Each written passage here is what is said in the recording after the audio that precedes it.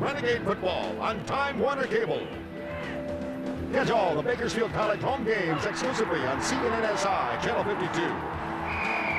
Sunday nights at 8:30 p.m. with encore showings on Monday nights at 8:30 p.m. following high school football. Hard-hitting, high-scoring, that's BC football. Brought to you by Motor City and Mish Funeral Home.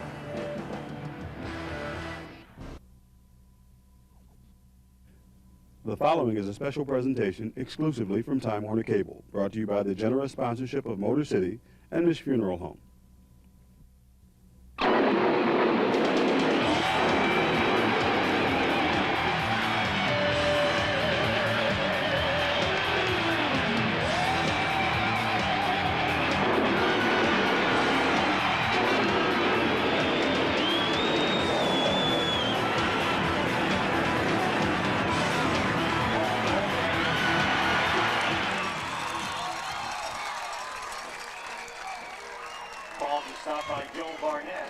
Good evening from Centennial High School. Welcome to a big matchup between the Golden Hawks, who are the host team, and the BHS Drillers.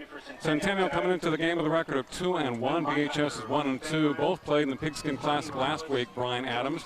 Centennial losing to Clovis 30-3, and BHS being defeated by Clovis West by the score of 28-10. But the Drillers were leading that game midway through the third quarter.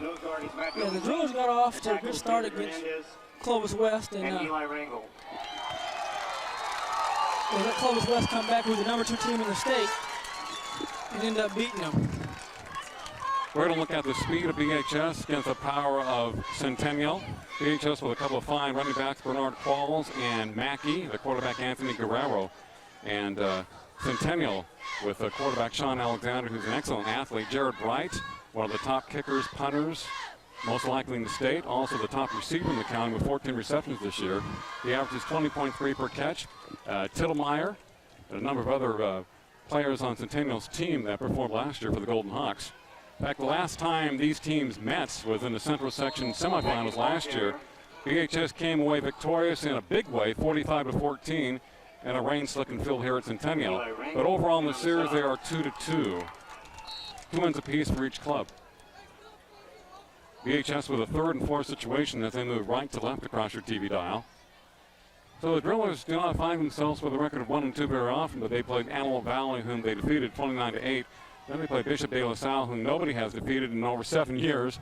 Last week lost to Clovis West, who's ranked about 17 in the country for high schools. So they play some very tough teams to start out this year. Side handoff to Qualls. Hit from behind. He will gain about a yard, but it's 4th down for BHS. Ball stopped by Rangel. I wanted to talk about the fact that Josh Nabona, we saw him in that game against De La Salle. He's 263 pounds. I guess they wanted to use him as a defensive player this year on the line, but he has been very effective as a running back for BHS. And you combine him with Qualls, who's 167, and the speed of Mack, who's 166. You really have that diversity in the backfield. Yeah, it opens up a good two-way street for the Drillers where you have some power up the middle, and then you can use the speed on the outside. Robert Bergman, who's a tackle for BHS, also a fine punter. And we saw him punt maybe 8-9 times against De La Salle. I thought he did a very good job. He's 6'5", 270, whereas number 70 showing quite a lot of athleticism. Oh, yes, and we've seen again he got a good roll, which we saw him against De La Salle, and it ended up being a good punt. Man to look for, Centennial number 9, the tight end Justin Seelitz, who plays linebacker on defense. He's been here for a while, a big play type of performer for Centennial. B.J. Tittlemeyer, number 77, the right tackle. The right guard is Justin Greenmore, 66. The center, Jeff Comstock, 74. Left guard, Pete Beagley, 62. Left tackle, Jake Wright, number 5. Number 5, of course, Jared Bright, plays wide receiver. Wide receiver, Colby Witt, who's number 3. Mike Elizalde is a fullback, number 44. Mike Montgomery, their top runner this year, number 34, the tailback. And, of course, Sean Alexander, a quarterback for the Golden Hawks, as we have about a 2nd and 7 situation. Centennial trying to avenge that defeat to BHS last year, 45-14. So I really think that both teams have something to prove tonight. No, they both do. Both teams lost in the Pigskin Classic. You want to come back home and still tell all the teams around the city that you're the team to beat. Both these teams are the top 2 teams in the city, and I expect them to come out tonight and show that. Inside handoff, the ball comes loose, but after the whistle, It'll be third down about 5 for the Golden Hawks. And Golden Hawks like to run the football. They pass off of that. The other team is what you'd call has a tremendously diverse type of offensive attack. They try to run plays off their strength. BHS defensively has Alan Mackey, number 2 at cornerback. Mark Bruley, free safety, who also plays some wide receiver. He's number 3. Nathan McCauley, defenseman, number 9, 5'8", 170. They also have a 165-pound outside linebacker for BHS. That's the same type of size they normally have. Third down. Alexander to throw. It's complete. Jared Bright across the 40 and more. First down for Centennial. We saw them working on that play prior to the game, the slant pattern. Yeah, we did. He runs a nice route, very disciplined route when he runs it. We saw him in the earlier warm-ups. It's a quick slant, you throw it, it's a safe pass, it's a short 5-yard pass, and you pass for first down and see how many yards you can pick up afterwards. And Jared has good size at 6'2", 190 for the Golden Hawks. Safe pass, good throw by Sean Alexander.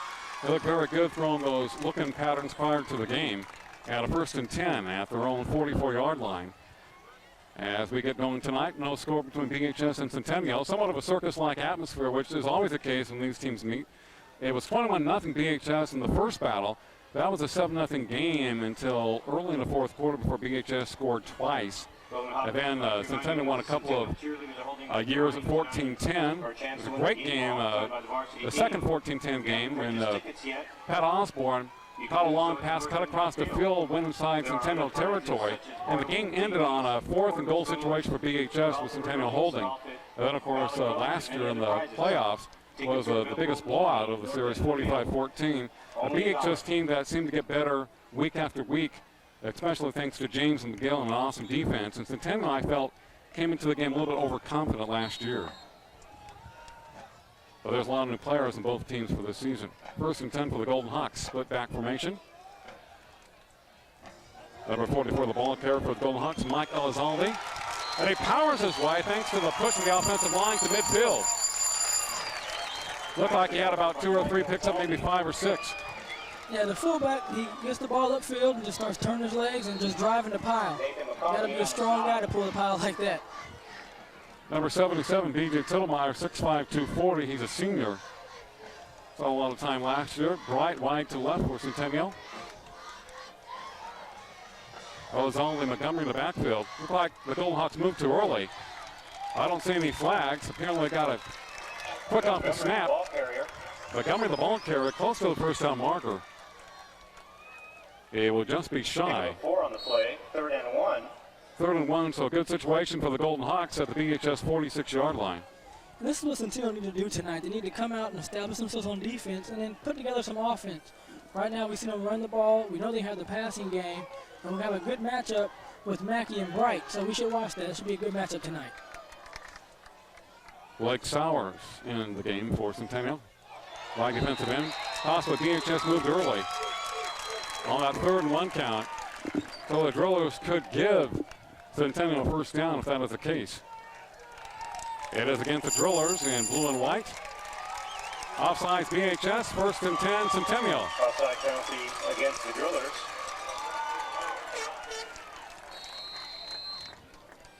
Clint Kay, the other corner. He is number 21 for BHS. The strong safety, Cameron Campbell.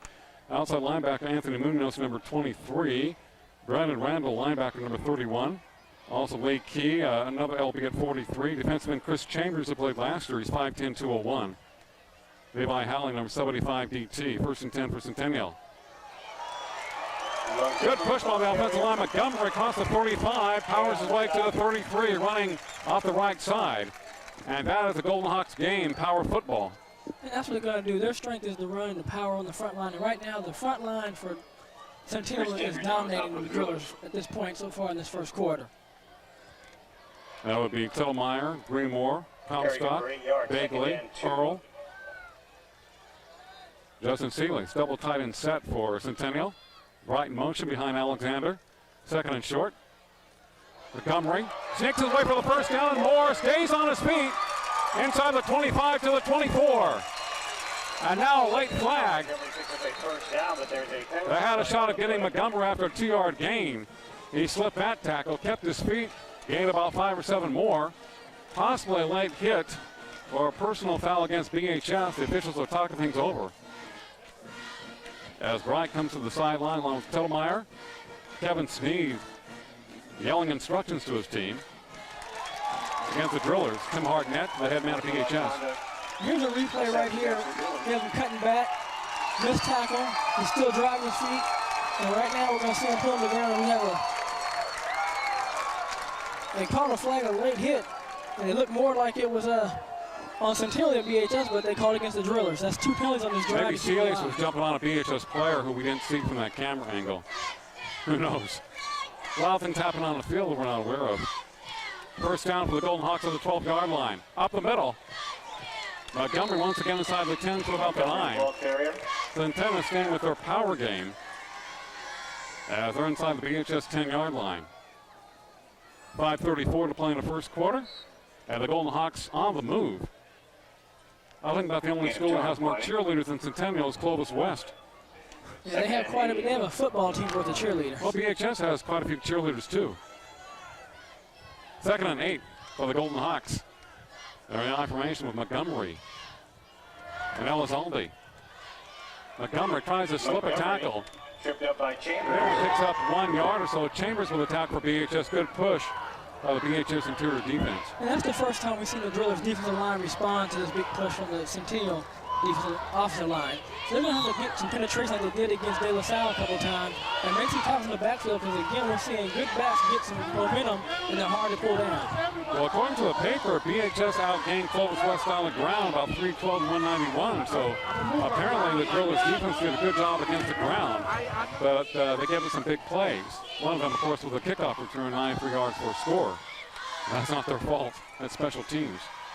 3rd and 6 for the Golden Hawks. Drillers 4-3 defense. Elizalde hit and driven back. About 4 or 5 Drillers. Like a granite wall. Campbell and Randall. Randall, Campbell, and others. Qualls over there. Mackey for the Drillers. So it's going to be a 4th down situation for Centennial. They have the field goal kicker in Jared Bright. I think he kicked one last week to end the game that was over 40 yards.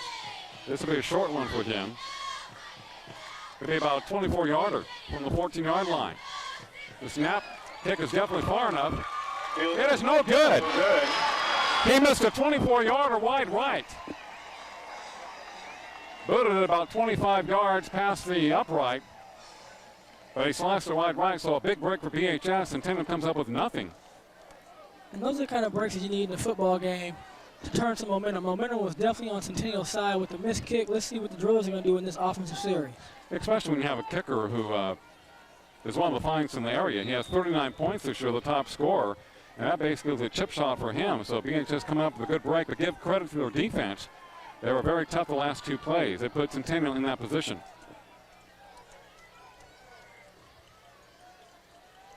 There's the inside handoff. Doesn't go too far. BHS going to be conservative down here. Be 2nd and 8, a long 8 for BHS. Anthony Guerrero quarterback, 5'9" with 62. 15 of 50 this year, 273 yards and a couple of touchdowns. He has played against some tough teams that have rushed the heck out of him, especially De La Salle. So he's really gotten his indoctrination to varsity football this year in only 3 games plus. I expect to see some good things as time goes on. That's the kind of pressure that's going to only make you better as you stay out there longer. Josh Naboni with the ball, at least momentarily. Guerrero with the keeper. Fine move across the 25 to the 27. Put it into the gut of Naboni, kept it himself. And Josh, definitely a big presence back there for BHS at 6'1", 263. You have to respect what he can do with the ball. It's going to take about 2 guys to bring him down unless you're Tillmeyer. Now that was a nice fake, good ball handling by Anthony Guerrero, who kept it and gained some yardage. It's 3rd and short for the Drillers.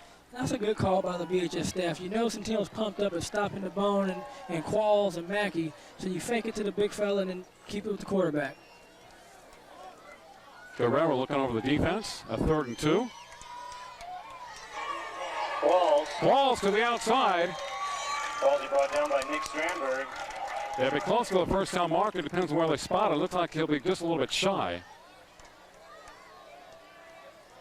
Nick Strandberg, number 51, with the tackle. It is 4th down and short for BHS.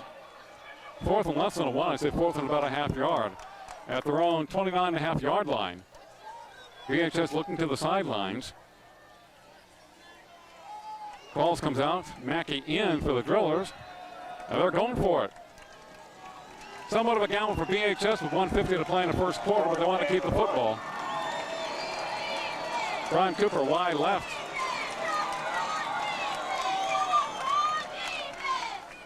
Looks like an official's timeout. Too much time. Delay of game against BHS. Now they will punt. So I looked to the sidelines, took too much time to decide what to do, and it cost them 5, and now they will be punting away at 4th and about 5.5.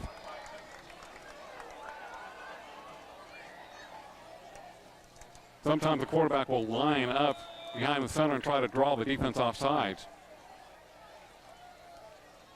Bergman to punt from inside his 10-yard line. Bergman, the punter for the Drillers. Gets it off. Once again, a nice punt. Drives Unfried back to his 35, number 24.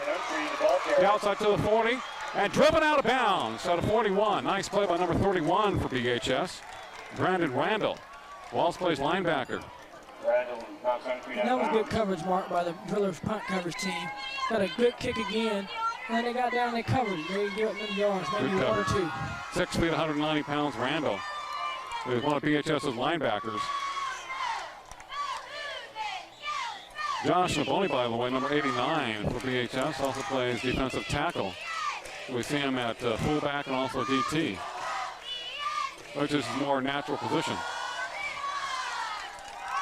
First and 10 from the own 41 for the Golden Hawks. 2 receivers wide to left, pitch back.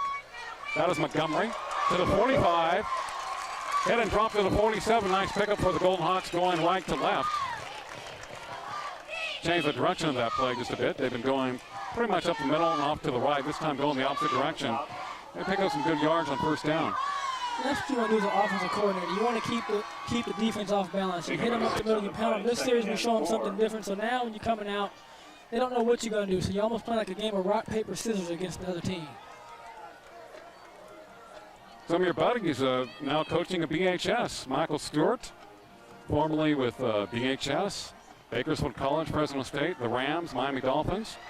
And Jason Oliver, who played at USC, your crosstown rival when you were at UCLA. You played together at BHS. Jason coaching the DBs, and is Michael coaching the linebackers? Or? They're both working with the DBs. And, Michael's probably helping upstairs. 2 guys who know what they're talking about. Both of them definitely know the game. And they should be able to help these young men out here accomplish some of their goals and dreams. I saw Michael's son playing a flag football game last year. He's got a lot of speed. Played against my nephew's team. I think he scored 2 touchdowns, and he touched the ball 3 times in that game, and I had to leave. Enough of this. 3rd and a long 3. 45 seconds left in the first quarter. A very quick first quarter. The Golden Hawks at their own 47-yard line. Alexander Rowan to his right. Looking downfield. And a pass complete. Out of bounds, first down, and probably a penalty against BHS. A hit on the sidelines. Reception to number 44. Mike Elizalde out of the backfield.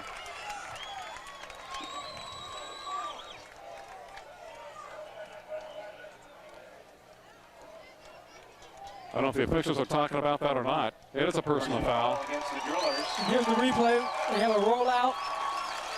One guy short, one guy deep. The short man's open. Nice pass and good pickup. And you add 15 more yards for the personal foul of hitting the man out of bounds. And we've seen BHS now make a few mistakes penalty-wise that you don't want to do in a tight game like this to still filling each other out. Well, the thing is, he was stepping out of bounds. You want to make sure the guy goes out of bounds, but you have to save your hard hitting in between the lines. It doesn't impress him, but when you do it on the other team's sideline, either, not a real smart idea. 1st and 10 for the Golden Hawks at the 30-yard line. Montgomery hit hard in the backfield, barely gets back to the line of scrimmage. Nathan McCauley in on the stop. Number 20 over there, Cameron Campbell. Nathan McCauley, defenseman number 9. Now, he's small but very tough. Yeah, we saw him against De La Salle making a lot of plays in the backfield. He's very quick. For a smaller guy, he stays in there, he fights, and he's quick, and he makes some big plays. He's a 5'6", 170. And he's able probably to get underneath some of the offensive linemen. Yeah, he definitely uses quickness to his advantage and makes some plays for the No, you Jaguars. have to. The Golden Hawks with 2 receivers wide to the left. That's the end of the first quarter. First quarter comes to an end. No score between Centennial and BHS. You're watching the Prep Football Game of the Week right here on CNNSI. Time Warner Cable, Channel 52.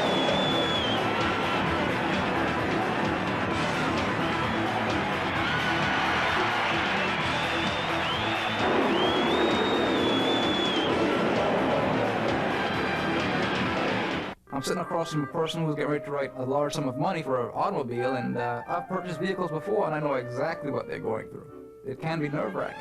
The no hassle, no haggle price allows Saturn to be so much at ease with the customer and allows us to treat everyone so fair. It really doesn't matter whether you do a short-term lease, a long-term lease, short-term financing, long-term financing, or cash. Once you're in the Saturn family, you're in the Saturn family. I am going to see this person again. You see them at the supermarket, you see them in a restaurant, so we want to make sure they are completely comfortable with the entire process. I'm Ray Mish, and I know grief comes in many forms. Over the past 40 years, the Mish family has given compassionate, understanding services to thousands of grieving families. The Mish family can provide all needs regardless of your traditions.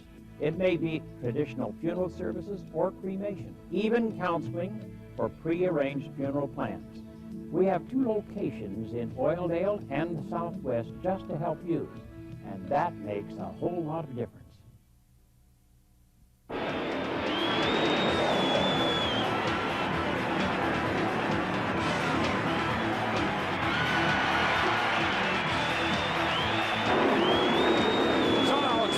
Backfield and dropped, and there's a penalty flag down for Centennial as we begin the second quarter of action tonight from Golden Hawk Stadium on a beautiful night in northwest Bakersfield. The weather is beginning to cool. It's beginning to feel like football weather. Just beginning, Brian. It depends on where you're at. Some people in the Midwest think it's supposed to be snowing. Let's see what the penalty flag is all about. Great rush by BHS and Alexander. Penalty declined by the Drillers. Looked like Sean almost intentionally grounded that ball. That was a good play for the Drillers. They need to make something happen after they give up the penalty and that first down completion. Well, Centennial had a chance to score on the first drive inside the BHS 10-yard line. The Drillers came up tough on a couple of running plays. And then Jared Bright missed a 24-yard field goal, which essentially is a chip shot for him. Just pushed it wide right, so no score. Centennial and BHS's territory once again. Draw play. Montgomery to the 40-yard line. Goes to the outside. Cannot get around the official and goes to the 39. Montgomery stopped by Qualls. Qualls, number 1, showing good speed. Staying with them all the way. 4th down for the Golden Hawks. And they will be punting. No field goal from this distance. Otherwise, we talk about a 62-yarder. And here's Qualls making a good tackle. One-on-one open field. That's a good tackle. We talk about the speed of Qualls and Al Mackey. Qualls coming in on that 4th down situation, or 3rd down and long. Jared Bright. Punt from midfield for the Coffin corner. Goes into the end zone. Will come out. And it does go into the end zone, so he misses at that time. Trying to aim it inside the 10, just missed. And BHS will have a 1st and 10 at their own 20-yard line. So the Drill is getting a few small breaks so far tonight as far as field position is concerned. It looked like they may start this drive inside their 10. They go to the 20. And then, of course, he misses a field goal. So BHS looking okay with a 0-0 game, 10:47 to play in the first half. They're going to come out. They got to establish themselves on offense in this series and show the Golden Hawks that they're ready to play. They've had 2 series and haven't had a 1st down yet. Pitch back. Al Mackey, number 2, cuts back against the grain to the 30. They're going to break to the outside, 35. Fine move, across the 40 to the 44. Al Mackey had a long touchdown run against Clovis West last week.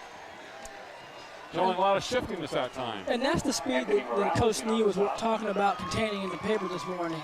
And that's how they can beat you. They had 2 series that didn't do much of anything, and now Mackey gets it, cuts back against the grain, and just does what good athletes do, and he just makes plays.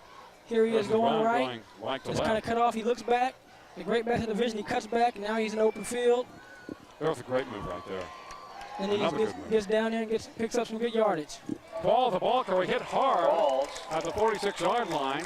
Runs to a Golden Hawk pile. Ball gains about a yard. Coming into the game, Mackey had 42 carries for 200 yards, a 4.8 average, 2 touchdowns. For BHS Qualls, 30 for 143 yards, an average of 6.4. Both combined for nice yards last week against Clovis West. They didn't do a lot against De La Salle. Not too many people do a lot against De La Salle. The De La Salle beat Mater Dei 42-0 the following week. And Clovis West defeated Mater Dei. That De La Salle quarterback continues to improve. They're really going to be tough. Guerrero keeps the ball. Guerrero rolling to his right, looking downfield. Throws it as he's falling down. It's picked off by number 33 for the Golden Hawks, Joel Barnett. Pass intercepted by Joel Barnett. Guerrero slipped as he tried to uncork that pass. And it went right to a Golden Hawk. Here's the replay right here. Ground. Ball a little bit behind the receivers, picked off, and then they converge on him. It looks like they bent him back a little bit, and he's still on the ground.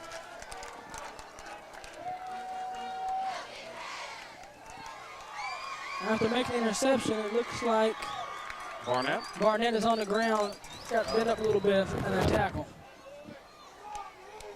Centennial with the ball at their own 47-yard line, so they've had good field position throughout this game tonight. Twice they've been in BHS territory, but the Drillers have held them. 9:30 to play in the first half. What has been a very quick game. And Barnett, who had an INT, down on the field at the 42 with coaches and some of the trainers looking on. We can't see from our vantage point the extent of the injury, if it is an injury. He's getting up, walking off. That's always a good sign. Might have had a wind knocked out of him.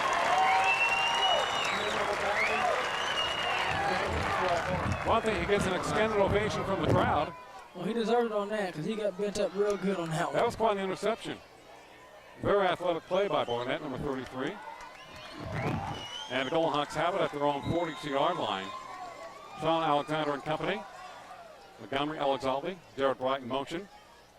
Drillers have a lot of people on the defensive line. Montgomery off the right side. Slips a tackle across the 45. That's about it to the 46. Montgomery, the ball carrier. Rulian on the stop. Like Lee Key had a chance at him back there, and Montgomery was able to slip that tackle. He's very good. He's a very elusive runner. Yeah, and that time right there, the Drillers were caught playing man-to-man. If they're going to play man-to-man, as you watch Mackey follow right across the line of scrimmage, if one of these backs can get one of these guys to miss a tackle, they can have a big play.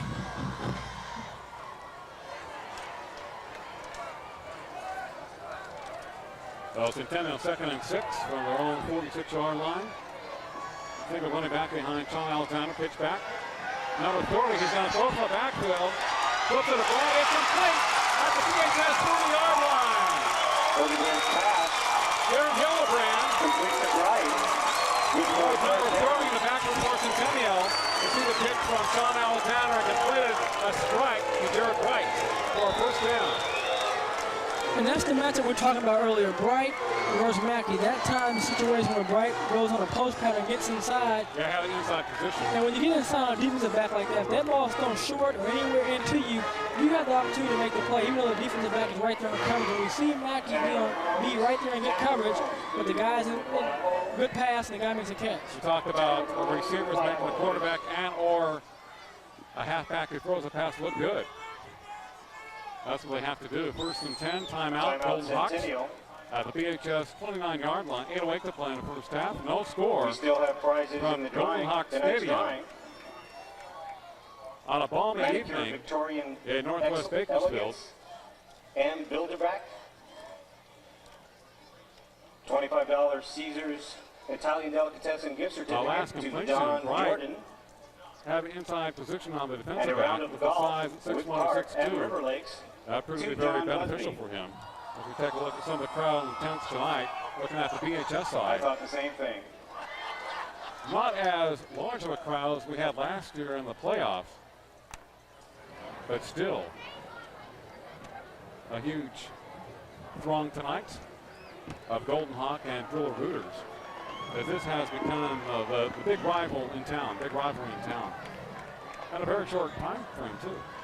Yes, it's really impressive to see that Centennial got their program up so fast to be this competitive with what's many consider to be the powerhouse of Bakersfield football. Well, they definitely have the numbers here. First and 10 for Centennial. Alexander play action, rolling to his right. Great rush by BHS. He decides to take off down the BHS sideline. This to about the 25. He was looking downfield for Seelitz, number 9. And number 3 for the Golden Hawks, Colby Witt. So the Drillers put great pressure on Alexander. He had to exit the sideline. Yeah, the Bone got out there and put some pressure on him and almost put him down 10 yards in the backfield. He got away. And it managed to pick him up a couple yards, but that was good pressure by the front line of the Drillers. I told you about the fact that Sean Alexander has great speed. I like to see them use him more on rollouts and possibly the option. The VHS is rushing very good tonight on the pass attempts. The 10 on the eye, right hash mark. Sean Alexander looking over the defense. Ball goes to Montgomery. Montgomery. Backs a couple tackles, puts his head down to the 21-yard line. By Qualls. Qualls with a tackle. When a DB is making the tackle, you know he's getting past the down linemen and the linebackers. And we talked about the fact he seems to be very elusive and nifty. He's built low to the ground and has big legs, Montgomery. And really picks his spots well. He's making some real nice moves in the middle of the hole on some guys and making them miss and then putting his head down and picking up a couple extra yards when he gets close to defensive backs. 5'9", 195. So built like a load. There's the power I formation for Centennial. Montgomery again in the middle. And he has the first down. Inside the 20 to about the 18.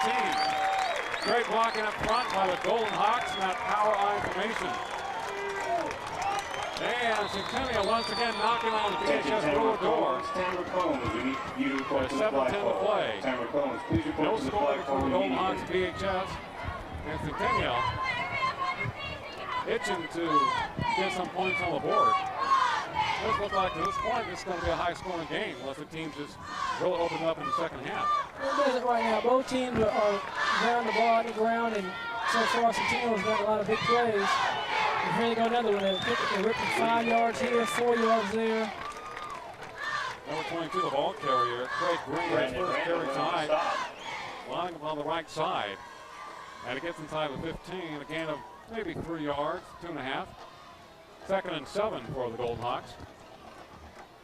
VHS Grillers have been playing a lot of their defense inside their 20-yard line tonight.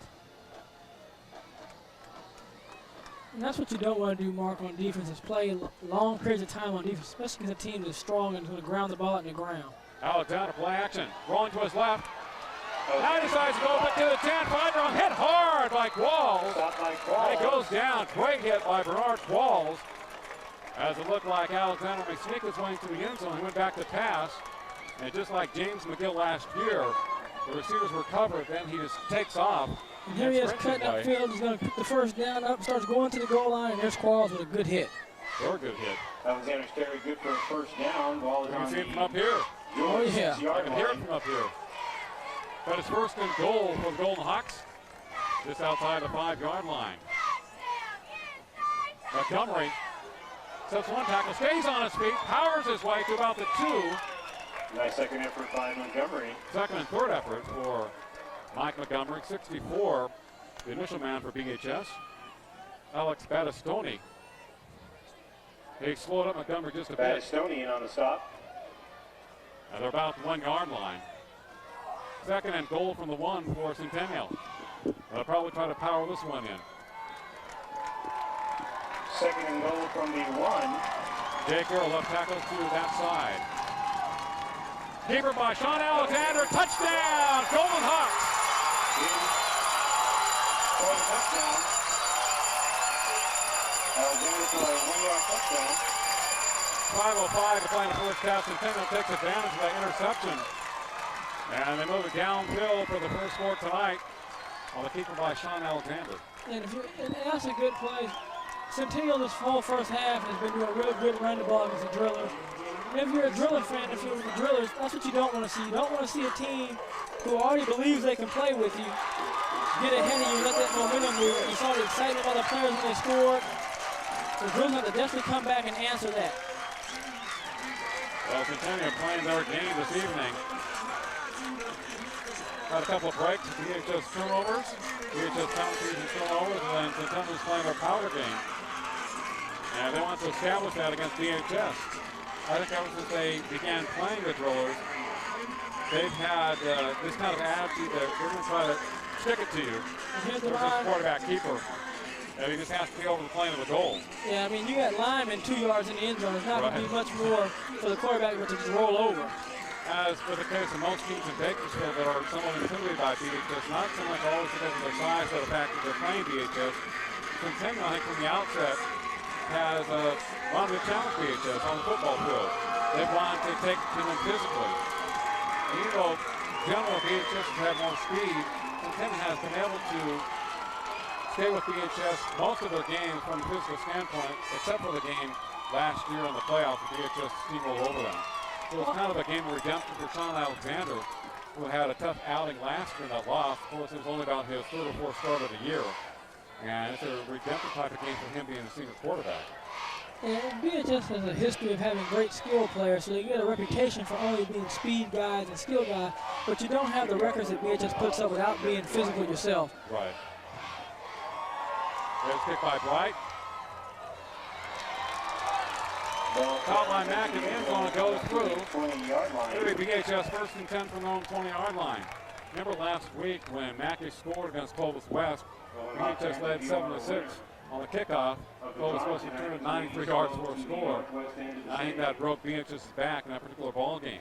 At least that's what Coach Hartnett told me. You know, they get beat 20-10. They're right with them midway through the third. And those kickoff returns for touchdowns really has a psychological effect. Yeah, special teams and turnovers are hard plays to bounce back from, whether it's a punt return, kickoff return, or interception. Pitch back to Mackey left side, the 20-yard line, 25-30, nice spin move. Finally brought down by number 12 for the Golden Hawks. Mackey stopped by Ron Mackmeyer. Mackey looked like he's about one step from breaking it for BHS.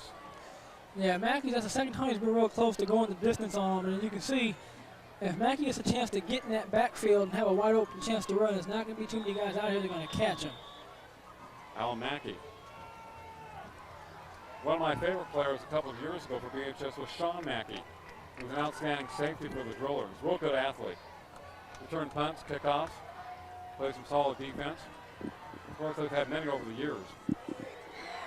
Pitch back to Mackey, comes this way, 40-yard, 45, great blocking downfield, 50. And another first down, 2 consecutive first downs for Alan Mackey as BHS comes back. And those are 2 good plays for the Drillers, using your speed. Get to the outside, let your horses run. You know, when you got quarter horses, it doesn't make a lot of sense sometimes just pound up the middle. But here he is getting outside out running 51 there. And now he's going to just use his blockers and cut back. Yeah, Qualls downfield. And he gets down, 83. picks up another first Brian down. Cooper downfield had a whole slew of Drillers in front of him. And then once in a while it goes to the boning. Now they have Qualls and Mackey in the backfield. Qualls lining up wide right in the slot. And that's the luxury Coach Hartnett has, that he has 3 guys he can go to in a running game. So if it's a game where the team might not be as physical, you can run the bone like he did last week and pick up some big yardage.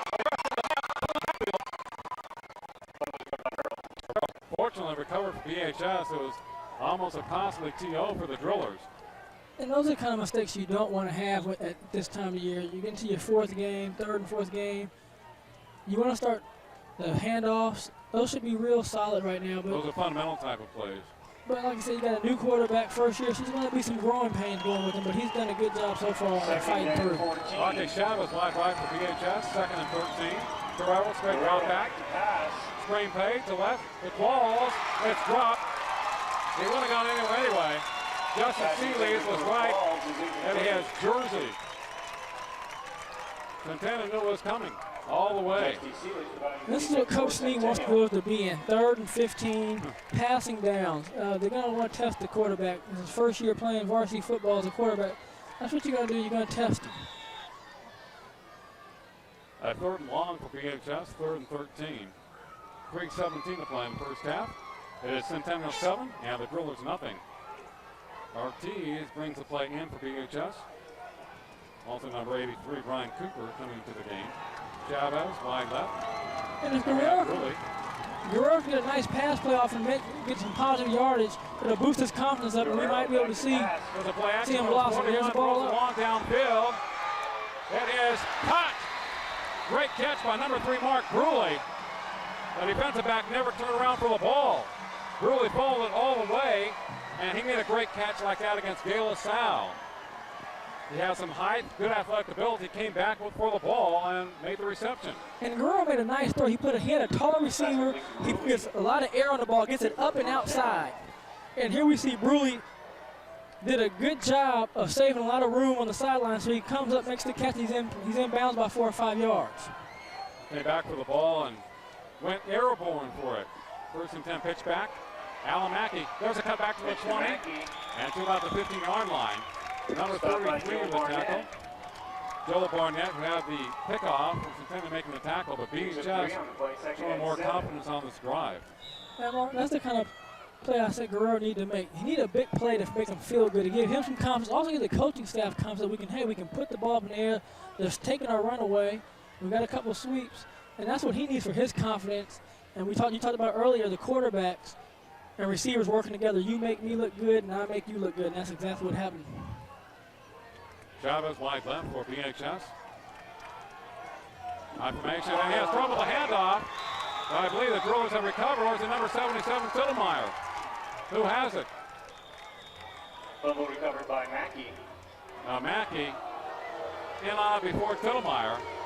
So for the second consecutive time on this drive, Guerrero almost fumbles it to the opposition. And the thing is, he basically waits it down for BHS. Even if you do recover the ball, it's 4 down and 10 for the Drillers. Maybe he's trying to back up too quickly. As we look at Kevin Sneed, now the coaching staff at Centennial. 1:35 to play in the first half. And this has been a very quick 2 quarters. Third and Lily 11. wide right, 2 receivers to the left. Anthony Guerrero, play action. Guerrero back to pass. From his 30-yard line, now flush out of the pocket to the right. He loses the tackle to the 20, down the sidelines, knocked out of bounds. At the 16, it'll be 4th down for BHS. And we'll see what they'll do. Looks like they're going to try for a field goal. And that was a good play by Guerrero. This time he got out the pocket. Last time we saw him throw it, interception. This time he kept it, got a little positive yards. He keeps your team in field goal position so you have a chance to put some points on the board. Simon White will try the field goal for BHS. This will be a 33-yard attempt for White. 6'2", 210. He'll be playing linebacker. 33-yard attempt. There's a snap. Kick is definitely far enough, but it is wide right. Both kicks on that side of the field by Bright and White have been wide right tonight. Yeah, Centennial dodged the bullet on that one. A muffed handoff and then a missed field goal. So both teams have dodged bullets on 3-point attempts. Yeah, those muffled snaps from quarterback definitely hurts him to drive. He basically wastes it down. He has some fine runs by Alan Mackey. And the reception by Bruley. The BHS, they did this last week. They moved the ball but couldn't put it into the end zone. 7-0 Centennial. 1:13 to play in the first half. Alexander rolling to his right. Has some running room to the 30. And has a first down for the Golden Hawks. Just in front of the BHS Driller bench. So the Golden Hawks dodge a bullet. By Daniel Aguirre. As BHS But not before he picks up a first not down. able to score on their best attempt tonight, the best effort. And Centennial took a play out of BHS's playbook, using your quarterback to be the main ball carrier. Alexander, long down the field to Bright. He stopped the 40-yard line and throws down to 22, fumbles the ball out of bounds. Well, the ball is down. Brett Kay, the DB for BHS. Just a loft type of pass by Sean Alexander to Jared Bright. He uttered it so well. And Kay saved a touchdown. He just did have with Osborne quite a bit the last few years. And here he is, again, another receiver save room. He runs, he doesn't stop running, catches the ball. He beats a guy who's manned up on him and almost scored a touchdown. Well, he talked about Jared Bright at 14 receptions coming in with a 20.3 average. And he has some height, he has a height advantage on BHS DBs. That type of pass play, just throw it up in the air and try to make one under it. There's kind of a slant pattern. There's long pass here. I guess he has about 3 receptions tonight. So he showed his speed on the outside and then the quick plays over the middle. Centennial's run game sets up their pass plays. And that's what all good teams do. Hey, do you want something to eat? We're gonna get it free. That's what all good teams do. If you're a pass team, use your pass to establish your run. If you're a running team, you're gonna run to establish your pass. You know, because right now they're running so well. What do? You take away the run, and you can't remember. Bright, like you say, he's leading the county at 20-point-something yards per catch. You're gonna be manned up on him a few times, so you gotta put the best guy on him. And pick up your prize. I think BHS has done a good job on tonight. The problem with BHS, they haven't scored offensively. They had one good drive in the game, but they had some penalties and some muffs, and they haven't played as well as they should. Defensively, they've done okay. Alexander, the keeper, to the 20-yard line. Knocked out of bounds at the 16. 48 seconds left in the first half. And they're getting into Jared Bright range here as a field goal kicker. And that's a definite advantage you have when you got a guy that can kick field goals like that. I don't think he'll miss another 25-yarder. Might be hard pressed to get that close, though, as we look at the Centennial offensive line. Split backs behind Sean Alexander from the 18-yard line. Looking right. Throws it to Bright, to the flag. Pass interference. Looks like indication against Mackey. Unless Bright was pushing off from behind. One-on-one coverage on Bright. Alexander just threw it towards the flag. Interference against BHS. And that's a situation where Mackey's in position. If he just turns around, he might even have an interception, but instead, he never turned around. He has his arm into the receiver, and that's going to be an easy one for the referee to call. But again, we've seen Mackey get good position on his defensive back coverage. He just hasn't turned and made the plays yet, but as time goes, he will make those. Jared Bright, as I mentioned before the game, definitely a threat for Centennial. I thought he was one of the keys to this game. And they were utilizing him, his size and his speed. 43 seconds left, first and goal from the 9. Alexander got the back, will reverse this field to the 5-yard line, shows his speed to the end zone, and it is touchdown, Golden Hawks! Now that was an athletic play by Sean Alexander. Roach was right, under heavy rush, reversed his field, got a block from Brighton inside, basically used speed to cut inside the flag. And that's what I was wondering about. They're saying the Centennial has no speed, but I've seen him get around and run, and he can run. And that's just a great play by a quarterback, brings him improvising and, you know, a la Randall Cunningham in the mid-'80s. Jared Bright with a PAT, it's up and it is good. It's almost out of the stadium. 14-0. And the guys that I said would be the keys for the Golden Hawks offensively, Bright, Alexander, making their presence felt tonight, 14-0. 44 ticks on the clock in the first half. And you know, we talked about the fact that Alexander was probably very good. BHS been rushing him well. He's good. Getting away from the rush and making something happen. Very much like James McGill last year. And here he is coming around, runs through a tackle, and now he just goes for the end zone now.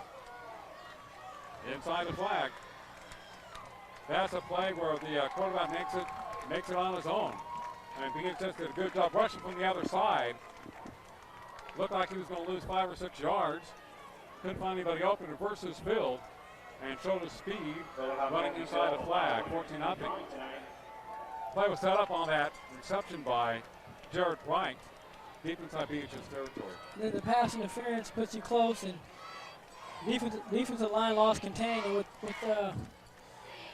plays like that, the defensive line's going to have to stay and keep contained even when they're rushing because he's such a threat to run the ball and make big plays for the Golden Hawks.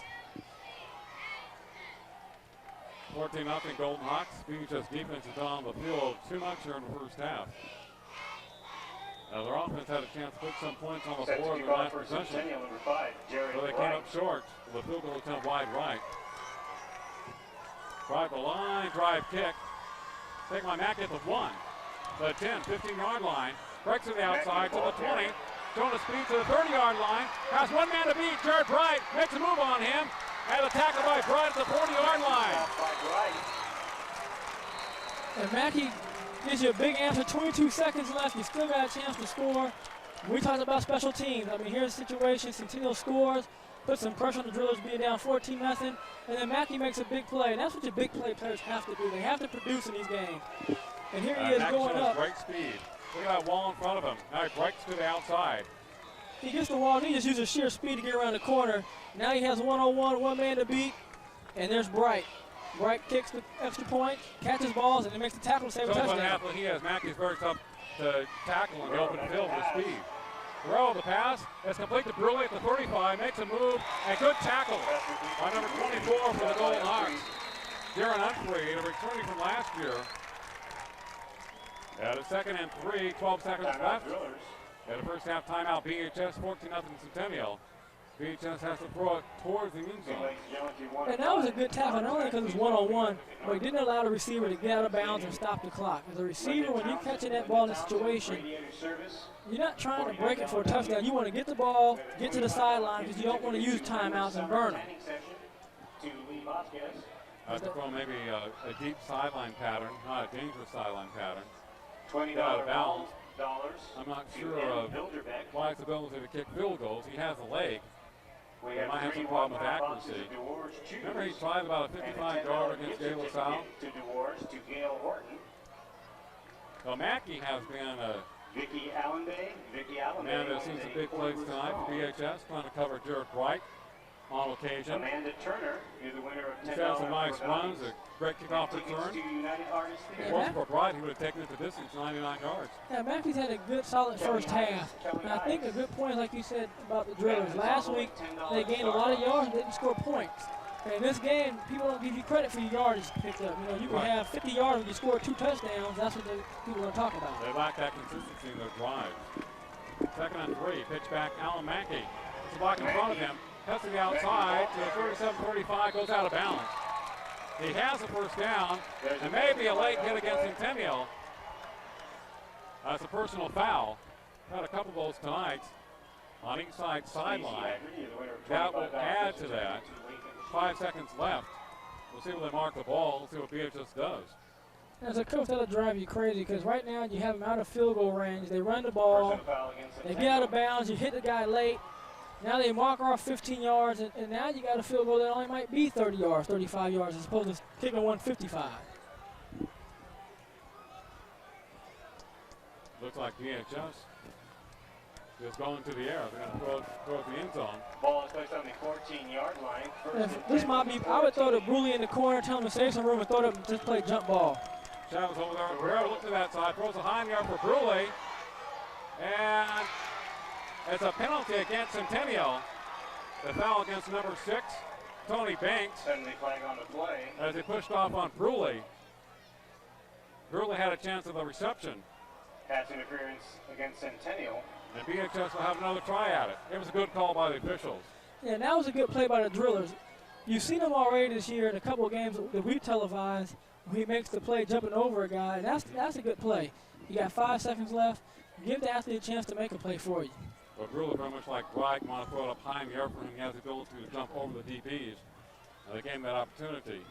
And it was a foul against Centennial. The BHS will have one more play. It'll be half the distance to the goal line.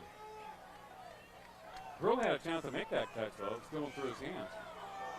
He did. That's just a little concentration. Sometimes you get bumped by the receiver, the defensive back. They didn't have that problem, though. Oh, all receivers have that problem. I don't care if you're Jerry Rice, Larry Parker, Brian Adams, or whoever's played, Rodney Wright, whoever's played, receiver, you're going to do that. There's times you just lose concentration. Well, there's a guy, for being small, is quite an athlete. You talk about Rodney Wright. I remember him at BHS and saw him at South his junior year. Tremendous punt returner, kickoff returner, a great speed, and ability to break it from anywhere on the football field. A very exciting player. Transmission service. And He's beginning to play for Fresno State. Played quite a bit last year before getting injured. And he's getting some playing time and showing his stuff.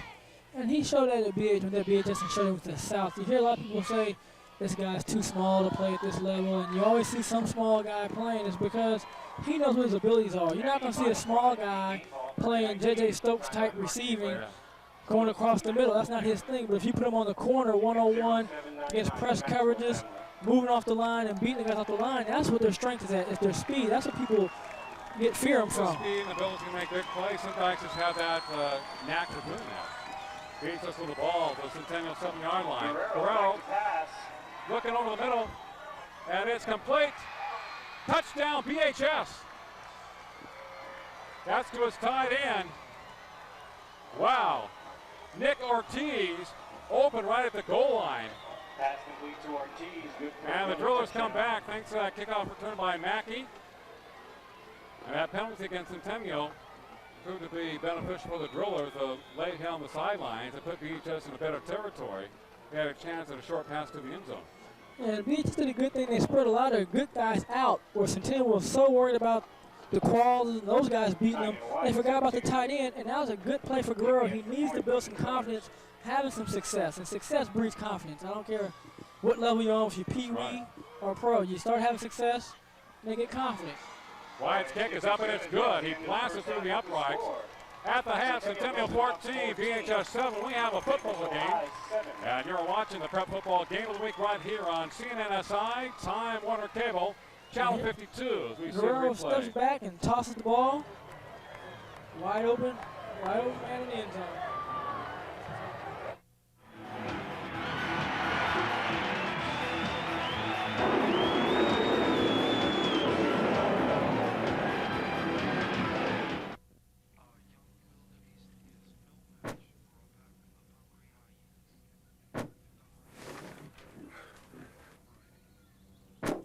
Oh, no.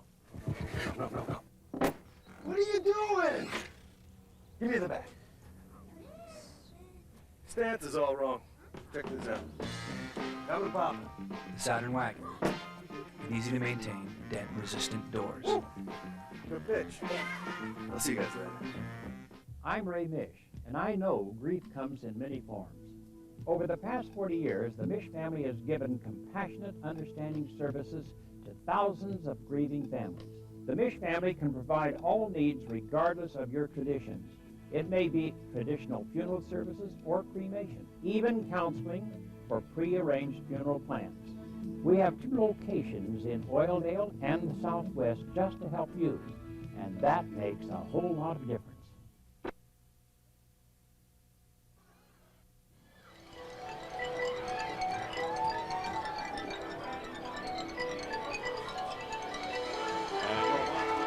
Golden Hawks marching band performing at halftime, with Golden Hawks leading 14-7 over BHS.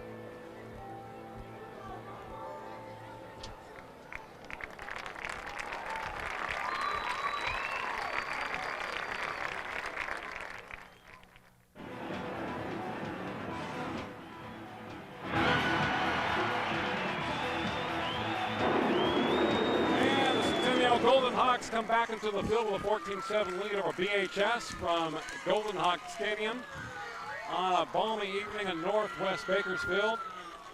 Brian Adams with Mark Heffernan. The Drillers scored just before the first half expired, and I think that gets them back to the game emotionally.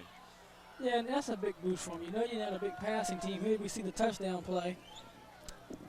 But that's a good boost from you. Instead of being 14-0, you're down 14-7. Like we talked about, with both teams running the ball, the clock's going to be against you if you're down 14-0. So it's a good momentum boost for them. So we'll see if they can come out. They're going to be on defense first and see if they can establish that same momentum. The long pass reception of Jared Bright, and then the outstanding run by Sean Alexander, who got away from the rush, scored Centennial's second touchdown. BHS did not have much time to score, but Al Mack made a long kickoff return. He was tackled by Bright at the Centennial 40-yard line. Then he had a pass completion, a personal foul against Centennial, which would have kept BHS out of field goal range. That moved BHS close to the 15. You have a pass into the end zone inside the flag, and there's a personal foul against Centennial, so it gives BHS a final play. Guerrero drops straight back, hits Ortiz over the middle. The Centennial defense was playing back deep. They were covering the end zone, but they did not cover really Ortiz that well, who was about a yard into the end zone. He made the catch. Kind of that prevent type of defense on the final play of the first half. And they might just have forgot about him because, you know, that's the first time that we've seen Right. BHS throw to a tight end. Well, BHS opened it up quite a bit more in that last series. We'll see what they do here in the second half. You talked about the fact that BHS has more speed. Go with what brought you here. Centennial's a power team. They're going to go with the power and big plays from time to time. BHS, we think, should open up the field a little bit more. Why not? Yeah, if your advantage is your speed, you want to make play it kind of a your helter-skelter type of game in the second half. Take Centennial out of their game. Not different than basketball and other sports where you try to control the tempo. Don't let the other team control you. As Wyatt kicks off for BHS, he has a fine leg. It's through the end zone. Centennial will take it out their own 20-yard line, 1st and 10 for the Golden Hawks. BHS did a good job defensively against the Golden Hawks, but they gave up a couple of big plays, and then some of those penalties hurt them, as it did against Centennial there in BHS's lone touchdown drive.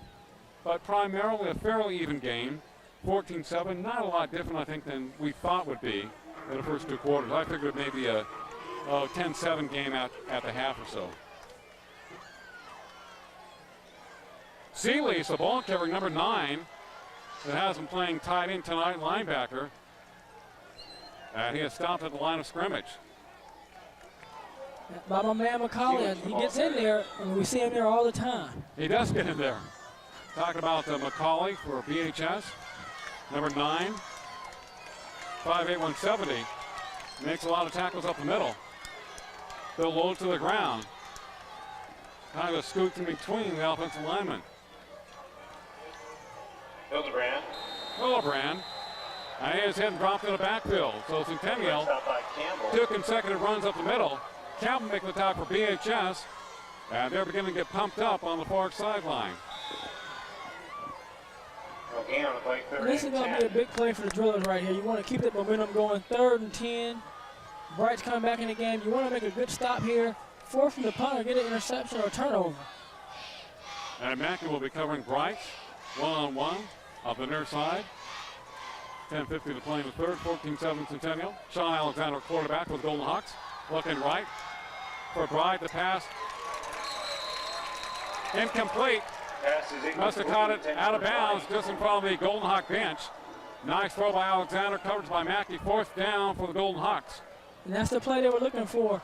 And really, that's what I was talking to you earlier about the receiver saving himself room on the sideline. I've seen a lot in high school football where the guy is so close to the sideline, the ball is a little bit off. He catches out of bounds. It was a good timing route, it's out of bounds. And you only have to have 1 foot in bounds, not 2 like you need in pros. Right to punt. Low snap from the 10-yard line. High kick. Burley takes it like a center fielder, fumbles it at the 38-yard line and falls on it. Burley downs it at the 38-yard line. They thought he was playing center field for the Atlanta Braves. Fortunately, he was able to drop it and fall on it. BHS has good field position here to start the second half at their own 38-yard line. And the Drillers dodged another bullet. That's the third time we've seen the ball go on the ground. They recovered it. It's not really windy and it's not wet. Now, that's a situation he got a little bit too far up, and the ball was coming back on him, and he had to go up with his hands. The ball did sail a little bit. Yeah, and that happens quite Quite often. a leg, yeah. The Drillers with 2 receivers wide left. Now Ortiz lines up on the left side of the tight end. Slot left, Qualls, pitch back, Mackey. Play for Qualls for him going wide.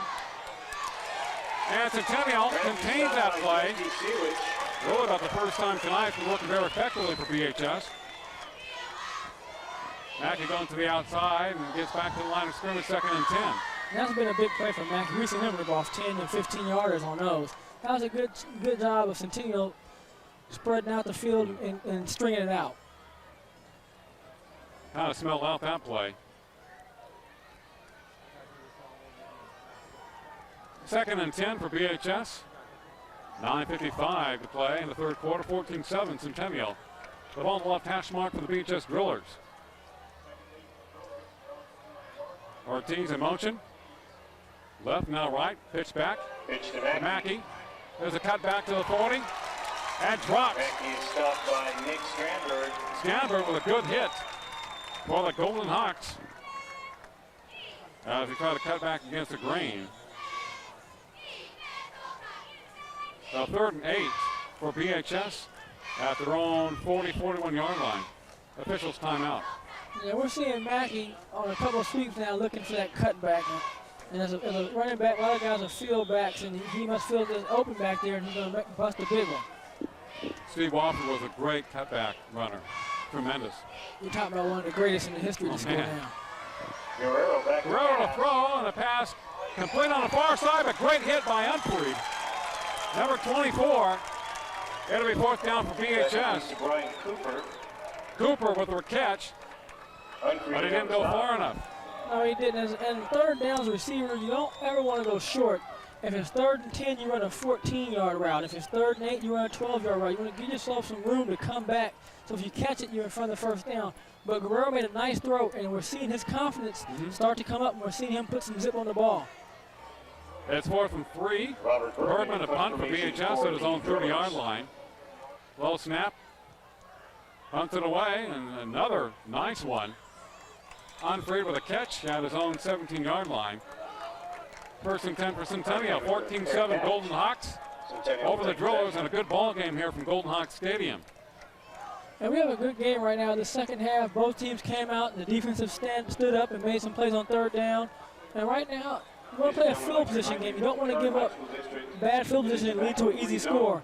So right now, the Drillers punt back. They pin them inside the 20. You want to let your defense come out, try to go 3 and out again. Let them punt back to you or get a turnover, and just keep slowly but surely moving your field position up. I always get a feeling when I watch BHS and Centennial that each team was trying to make a statement in the game. They're not trying to give an inch. And they're not, because they have the feeling they're going to meet again in the playoffs. Alexander rolling out to his left, has a runner into the 20-yard line, 25, tries to cut back. Great coverage by BHS. They stopped him from getting more. Looked like Alexander was off to the races for a 1st down and more. So the Drillers swinging it out very well. And again, we're seeing the James McGill play from last year. And the Driller front line is going to have to keep their contained. Those outside defensive ends have to know that he's going to roll back out and be there and be disciplined and stay outside. T. Rangel and company. Campbell for BHS. Right, wide left, covered by Alan Mackey. It's 2nd and 3 for the Golden Hawks. The out formation behind Alexander. Number 3, the ball carrier, Darren Hildebrand for Centennial. And he has a 1st down at the Golden Hawk 30-yard line. Number 30 to the 30. 1st down for Centennial. Centennial will try to use up the clock and keep the ball away from BHS. Drillers are not as concerned with using up the time as the Golden Hawks are. No, because the Drillers believe they have big play capabilities where they can score real fast. Right, wide left. Mackey about 7 yards away from him, right in motion. Alexander pitch back to Hildebrand. Cuts inside, 35, 40-yard line, puts his head down. 1st and 10 for the Golden Hawks. Hildebrand picking up another first down. And I showed some good speed and moves on that particular run, number 30 for Centennial. Saw that opening and cut right to it. And again, we're seeing Centennial's offensive line get some strength. Here he is making a move in the hole. Again, he cuts up, runs over a guy, and gets a couple extra yards. Cameron Campbell, number 20, making the tackle for BHS.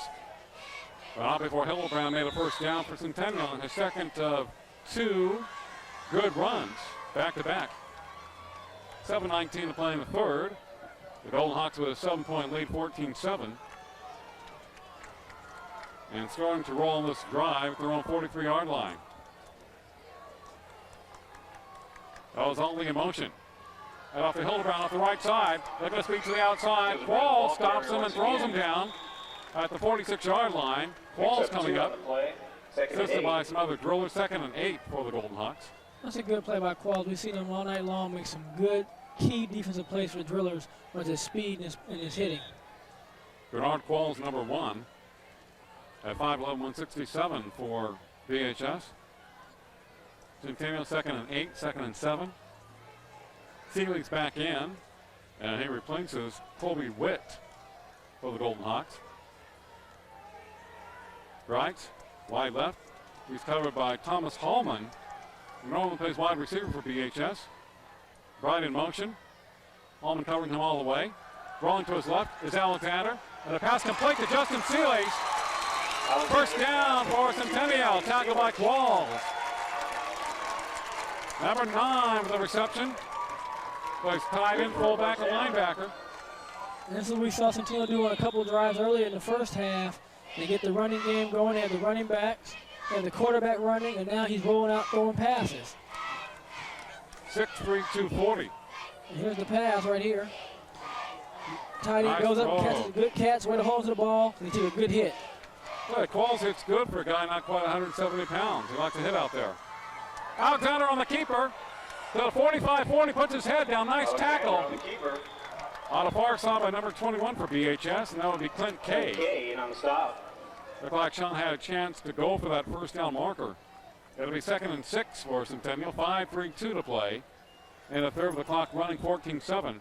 So Kay saved about 5 or 6 yards. Alexander He did. gains 4 on the play. These are the downs if you're a Centennial fan you like to see. You're seeing Centennial get down in 2nd and 5, 3rd and short, and that's going to be to their advantage.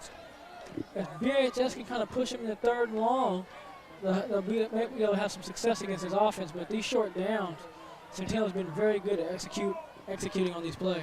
The Golden Hawks will call a timeout as they were somewhat confused in that play. To the sidelines, Kevin Snee, Randy Roberts, and the coaching staff. 5:04 to play in the third. The Golden Hawks with a 2nd down and 6 situation with a 7-point lead over BHS. Like to thank you for supporting their As they try to control the clock here in the third quarter. This has been a very good football game. BHS scored before the end of the first half to cut the deficit to 7 points. It looked like Centennial were going to the halftime with a 14-0 lead. But it's only a 7-point game, and Jennifer Fisher. I like it. That keeps it close. We talk about strategy. No running clock here in the second half. No running clock. You know, this game had a very quick first quarter. I think the first quarter only took about 15 minutes. Yeah, well, you got two teams running the ball, and they're not going out of bounds, not that many penalties. The clock's going to run on you. You know, I know that when you have those running games, the clock becomes your ally if you're ahead, because now the team has to make a big play, take some chances they might not have taken in their normal running game. And Centennial's offense really works well when they have a 7-point lead or a 2-touchdown lead, because they like to use up the clock. But it's not as effective if you're down by 2 or 3 touchdowns. No, when you're down 2 or 3 touchdowns, you have to have some big plays to get back in it. And when you ground the clock out, like I said, you lose time. Kristen Martin. Well, last week they didn't have a chance to run out the clock. They were down 30-0. So they get some big plays against close and throws the ball very well. So a totally different week for them. Right motion. Alexander play action. Midfield, 50. Lines out the pass. It's complete to Seeley at the 22-yard line. It's a first down for the Centennial Golden Hawks. Alexander throwing very well, going to his left. And 2 marvelous passes to Seeley's in this drive, and 2 receptions. Yeah, that's the second time we've seen that play. And here it is again, almost exact copy. This time he catches it, doesn't get hit like he did last time, he makes the play. Good K making the tackle for BHS. Yeah, right now they're rolling out, and BHS is not getting that push-up field, and they're losing contain, so he's able to roll out and have an open lane. That's what Alexander does best, rolling out. He can run or pass the ball. Pitch back to Montgomery. Breaks a couple of tackles to the 20, 15-yard line. Fumbles the ball, I believe. Who has it? BHS or Golden Hawks. 4:20 to play in the third. Centennial says it's still theirs. BHS says it's their ball. It's a driller ball. Randall comes up with it. So after a fine one by Montgomery, slipped a couple of arm tackles there. And here he is, he's going over. Kind of stumbles. Looks like the ball caused the ground, but you know, referees make mistakes too. And if you're a Centennial fan, you're going to be up mad at the referee. If you're a BHS fan, you're elated because now you got a chance to get turned over. The ball came loose after it hit the ground.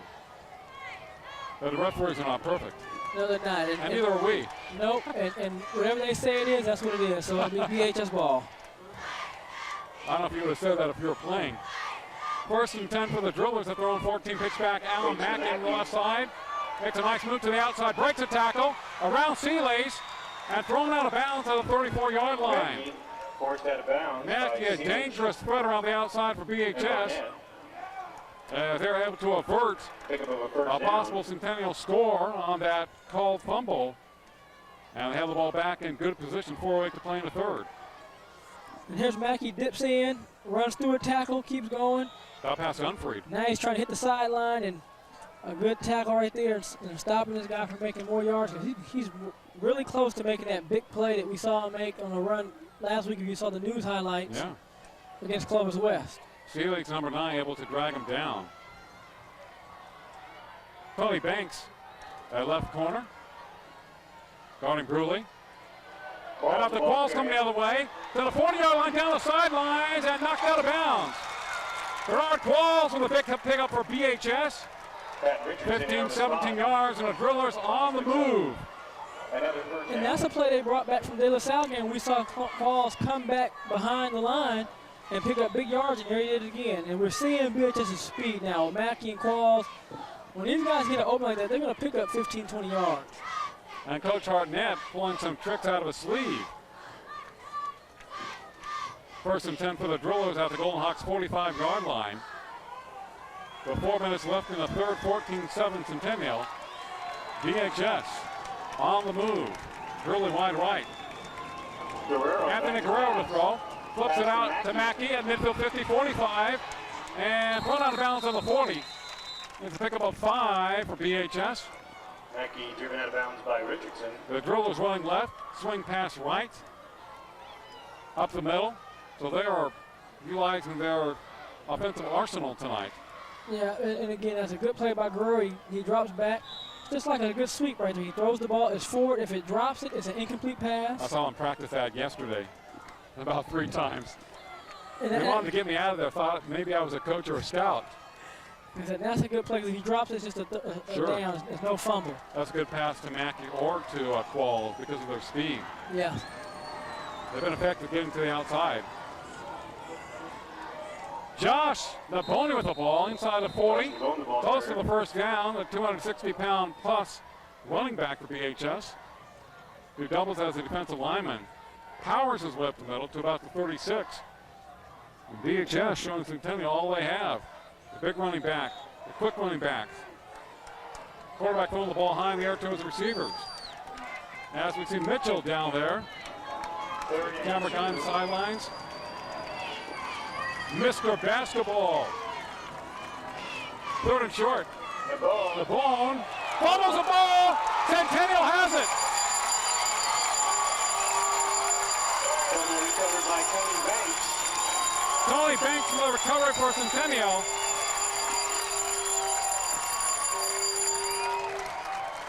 Now, Bones did not necessarily hit that hole running with a vengeance. He kind of laid in there, and the ball came loose.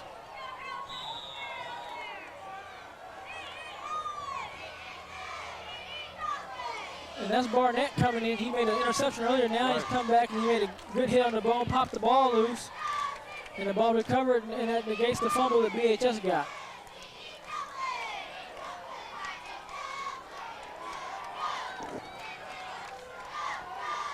Tony Banks will recover 1st and 10 for the Golden Hawks at their own 35-yard line.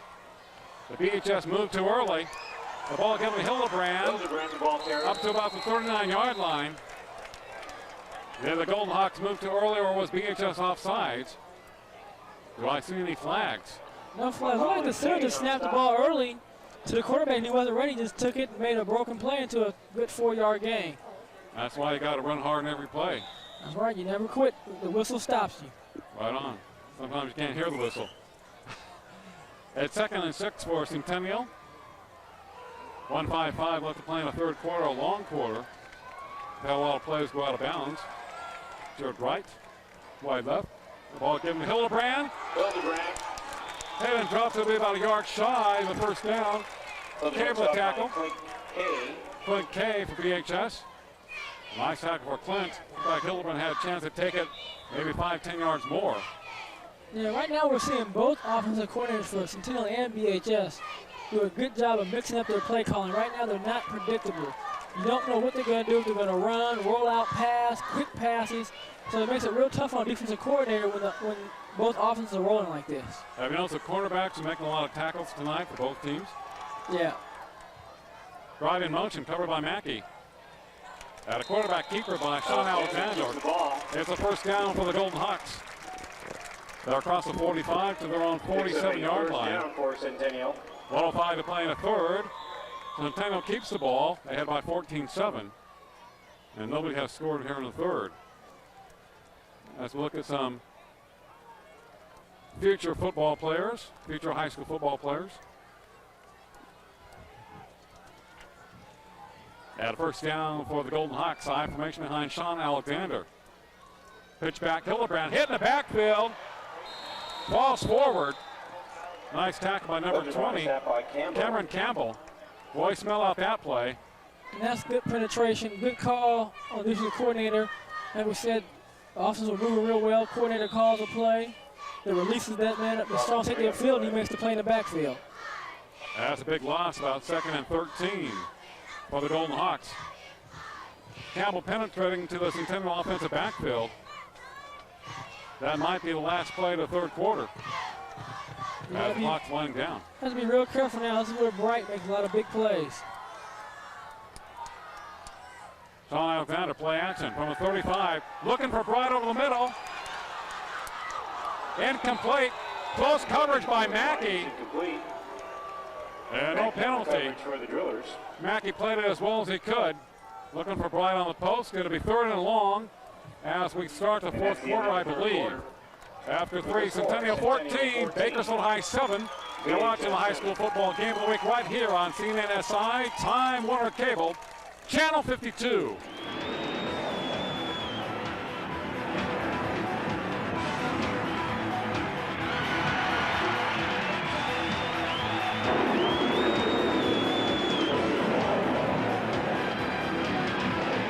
I'm Ray Mish, and I know grief comes in many forms. Over the past 40 years, the Mish family has given compassionate, understanding services to thousands of grieving families. The Mish family can provide all needs regardless of your traditions. It may be traditional funeral services or cremation, even counseling for pre-arranged funeral plans. We have 2 locations in Oildale and the Southwest just to help you, and that makes a whole lot of difference. I'm sitting across from a person who's getting ready to write a large sum of money for an automobile, and I've purchased vehicles before, and I know exactly what they're going through. It can be nerve-wracking. The no hassle, no haggle price allows Saturn to be so much at ease with the customer and allows us to treat everyone so fair. It really doesn't matter whether you do a short-term lease, a long-term lease, short-term financing, long-term financing, or cash. Once you're in the Saturn family, you're in the Saturn family. I am going to see this person again. You see them at the supermarket, and you see them in the restaurant, so we want to make sure they are completely comfortable with the entire process.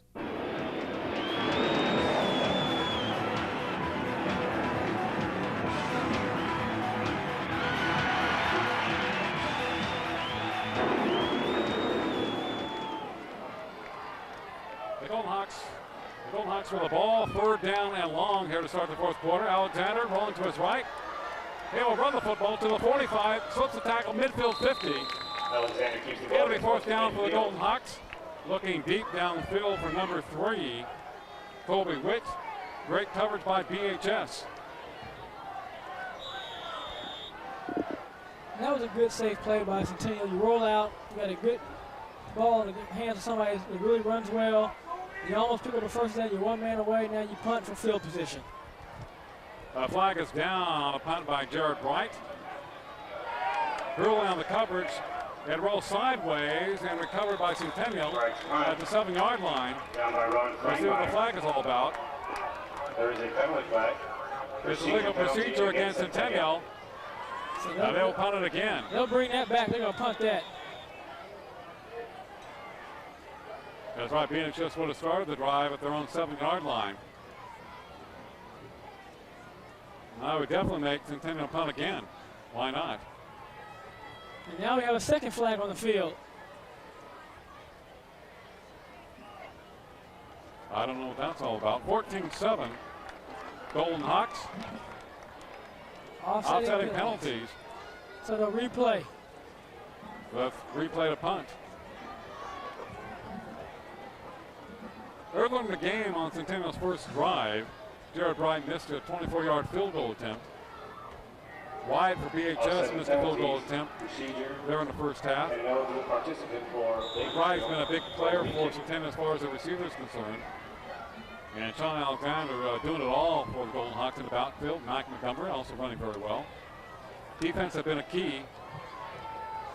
Gurley takes us on the 10-yard line, running to his right. Gurley to the 15, right across the 20-yard line. So BHS picks up about 13 yards on that particular punt. So it was a good situation.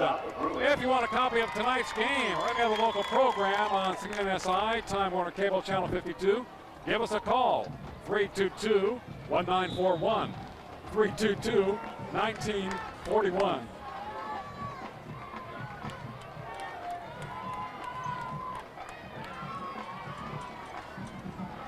Give minutes to play in the ball game. BHS down by 7 against Centennial. And the Drillers. And the wind is beginning to pick up here at Golden Hawk Stadium.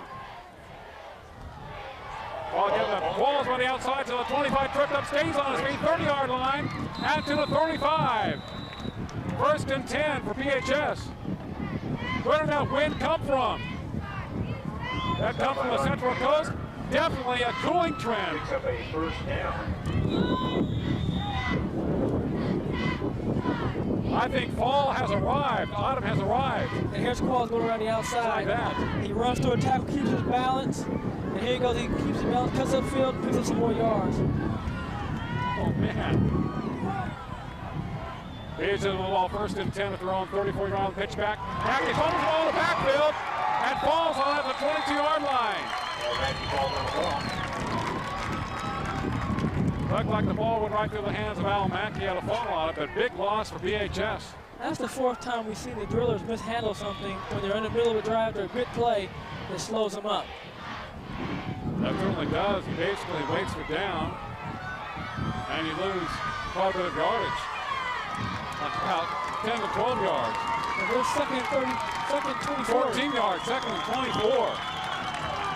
Guerrero, straight drop back, looking for Bruley, flips it high to the air, Humphrey on the coverage. That is incomplete. Bruley had a chance at it. Humphrey hit him at the last second. The ball popped loose and down. Now it's a good play by the corner right there. He kept his position. This time when he went up, he came up. Here he goes, pass, go downfield. Corner turns around, stays in position. And gets his hands underneath and punches the ball out. And that's a good technique by the defensive back. Both teams like to use that play. Alexander to Bright for Centennial and Guerrero to Bruley for BHS. Relying on the athleticism of the receiver and his height. And Blue's going to be open on some slants because of how much respect the defensive backs are getting to him now. Third down backs for Guerrero. Rolling out of the pocket to his right. He's going to be sacked back there. Now gets loose to the 10-yard line. Great block in the backfield. 15-20, throws the ball. It is incomplete. Excellent play by Anthony Guerrero. And now penalty flag is down. Guerrero had a straight drop back, rolled to his right, got away from rush, came back left, had a great block in the backfield, threw it down, thought it was incomplete. Chavez, the intended receiver at the Centennial 40-yard line. 9:34 to play in the ball game. We'll see the flag's all about 14-7 in favor of the Golden Hawks.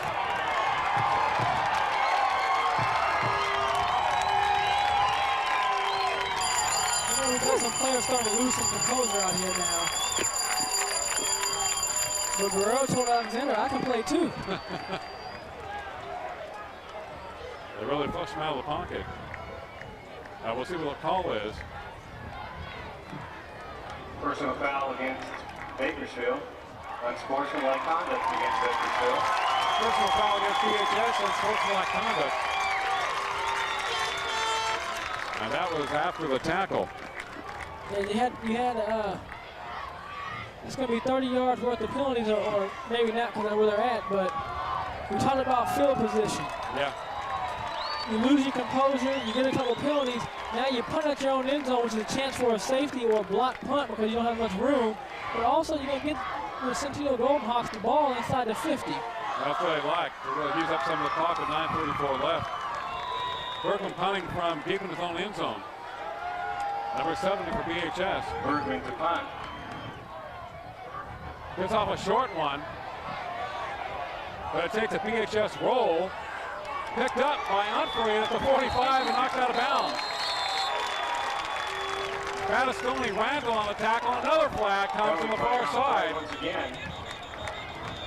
As Humphrey picked up the ball at the 45-yard line, I thought he should have got away from it. And we have a late flag coming to call late hit. And hit out of bounds. We've had a lot of personal foul penalties in this game, especially of late.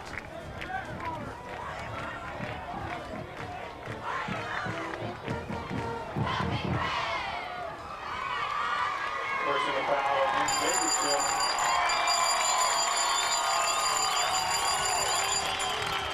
And here's that play right now. He picked up the ball off the roll. He's going upfield. Looks like he's still. And now he's out of bounds and he gets hit late. Right there. Another guy came and hit him. Yep. Second guy comes over the top of 64. 23-yard line. He's 3 yards from the sideline. Battistoni comes in late. Back-to-back personal foul penalties against BHS. Alexander hit in the backfield and dropped Alexander at the 25-yard line by number 20. He's had a good job tonight. Clint Kay. Silly penalties by BHS late in this ball game. Just actually ridiculous. We talked about the personal foul after Guerrero threw the pass, which dropped him back deep in their own territory. We had a penalty there after the run back by Humphrey. And you know, it's one thing to be aggressive. I think the first player, the third guy coming through, is not aggressive. Penalties are just a bit of killer. As turnovers when they're 15-yard penalties, they've already got the ball. I mean, you have to know where the sideline is. Yeah. Hildebrand hit in the backfield at the 25 and driven down. Number 43 of the tackle, that would be Lee Key. The Beach is hanging tough, but they're shooting themselves in the foot. 8:30 to play in the ball game, 14-7 Centennial. This is what drill defense has to do. They have to come in and say, okay, we're in a bad position, but this is what champions are about. This is what winning is about. We have to stand up, make a play, and give our offense another chance. I think BHS defensively has done a great job tonight. They just had a lot of mental lapses throughout the game that have killed them. The personal fouls, the turnovers. Not that you're going to play a perfect game, but they come at inappropriate times. Third and long for the Golden Hawks. The receiver is wide to the left. Alexander looking to let the pass thrown beneath his receiver, incomplete. That's intended for Bryant. Fourth down. Not what you'd call a great possession by Centennial. I don't know if they're relying on the kicking ability of George right here. Looks like the wind will be behind him, kicking towards the goal. He'll try about a 42-yarder. He can make it from that distance. And the Blues need to dodge another bullet right here. Chapman holding for Centennial, 42-yard attempt. And a kick by Bright. It's good! I thought he scuffed it. He didn't really get off a good kick, kind of scuffed it, but he has this power in that leg and kind of line drive it through.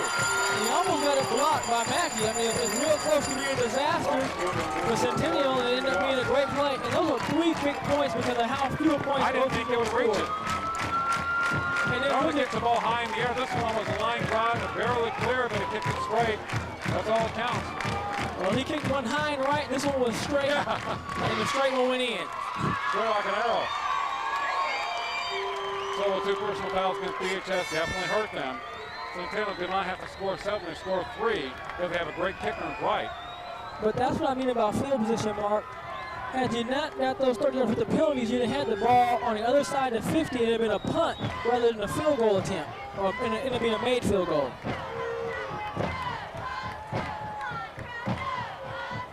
That's the first point of the second half. Comes with 7:55 to play in the ball game. At 17-7 in favor of Centennial.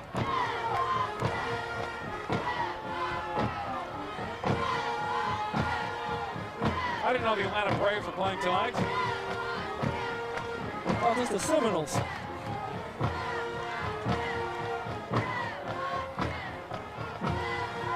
Florida State. A la Florida State. I would not kick the ball to Mackey on this. Kicked away from Mackey. Mackey and Qualls deep for BHS. Jared Bright, kick it off with the Golden Hawks. And he kicks it deep. We're talking deep. Man, that's about 65 yards. Half went behind and maybe close to 70. That almost went to the stands. And that's a smart kickoff by Coach Snead. Put the ball to play. Don't give an athlete like Mackey a chance to break your back after a big 3-point field goal by running one all the way back. Because Mackey's been close tonight of breaking one. You got to just feel that a guy like that's going to break out sooner or later. Almost broke a kickoff for a touchdown. He was tackled by Bright. He's had some fine runs to the outside.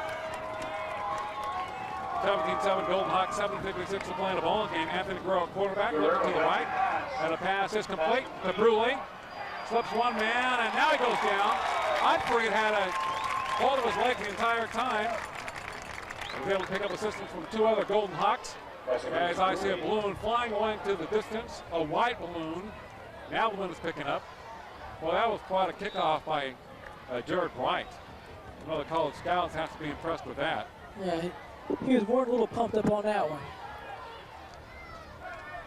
Drills down by 10 points and the ball at 2nd and 4.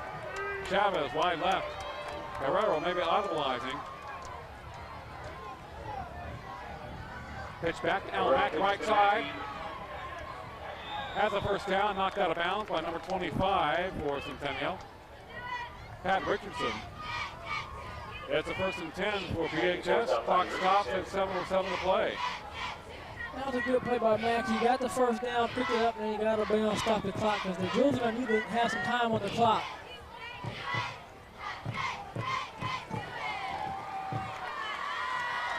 BHS has been able to move the ball tonight, but they have been consistent. In many cases, they've been their own worst enemy, both defensively and offensively. 1st and 10. Guerrero, straight drop back, looking downfield. Now he's sacked. That draw, Cooper going deep. O'Neal, a short man. Sack time for Centennial. Here's the play. Everybody's downfield, good coverage, and then the defensive line comes in and makes the play. Clean up on the sack. Blake Sowers, number 41, and on Anthony Guerrero. As the coverage broke down.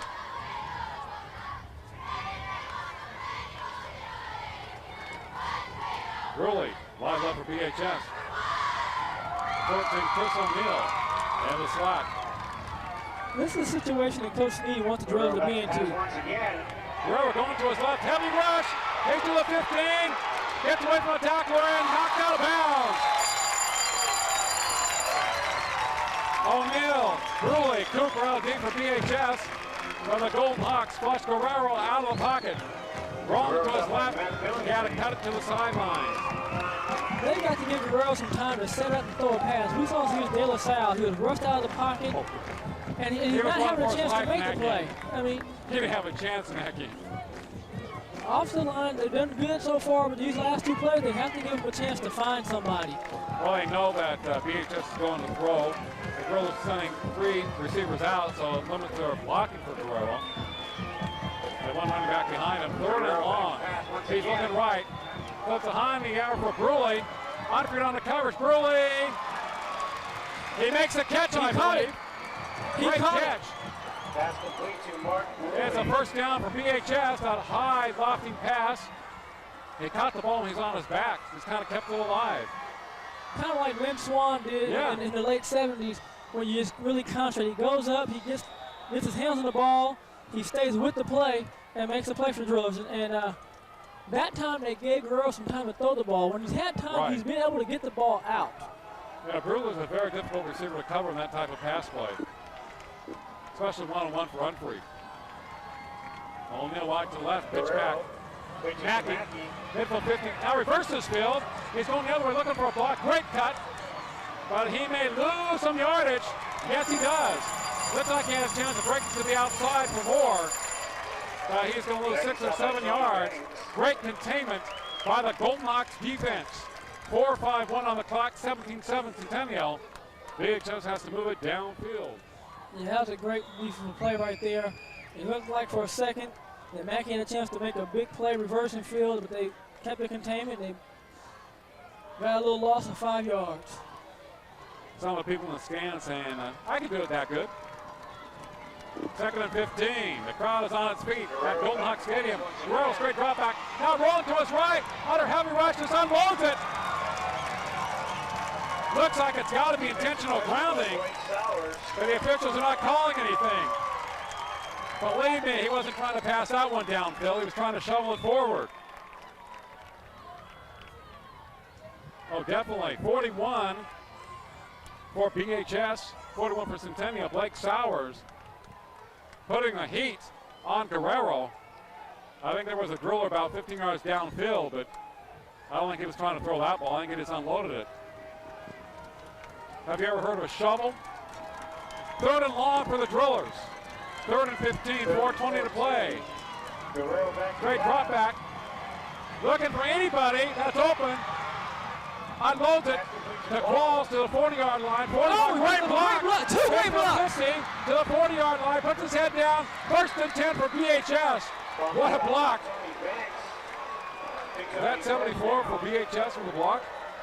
Yes. Lawrence Figueroa with a hefty block. That was a situation where BHS was trying to throw a screen pass. That was a mammoth block. And Guerrero They kept helped it alive. Walls get open. Oh, watch out, here it comes. Oh my. Boom. And then 77 peeled off and got one too. You can just see his foot go up. And there's Qualls making a big play, another big first down. And BHS looking better tonight where they just kind of string out the defense. Wild, helter-skelter football. 4-5 to play. Guerrero looking to his right. Had a pass complete. The Cooper gets away from his man. He's to the 10. He's to the 5. Dives. It's a touchdown, BHS. Oh my!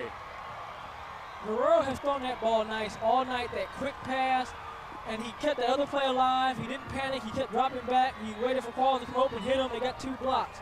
And that's just a great play by the Drillers. That looked like just a button hook to Brian Cooper, made a nice quick move on the defender, and I knew he was off to the races once he got away from him. So BHS, with the big plays on this drive, they've opened it up. They've done better tonight when they have opened up the playing field. And that's good too. Oh, wild.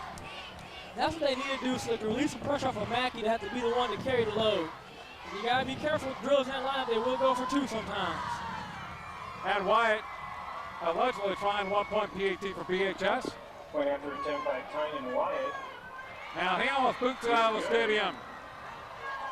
17-14, 3-5-5 to play in a ball game in favor of Centennial.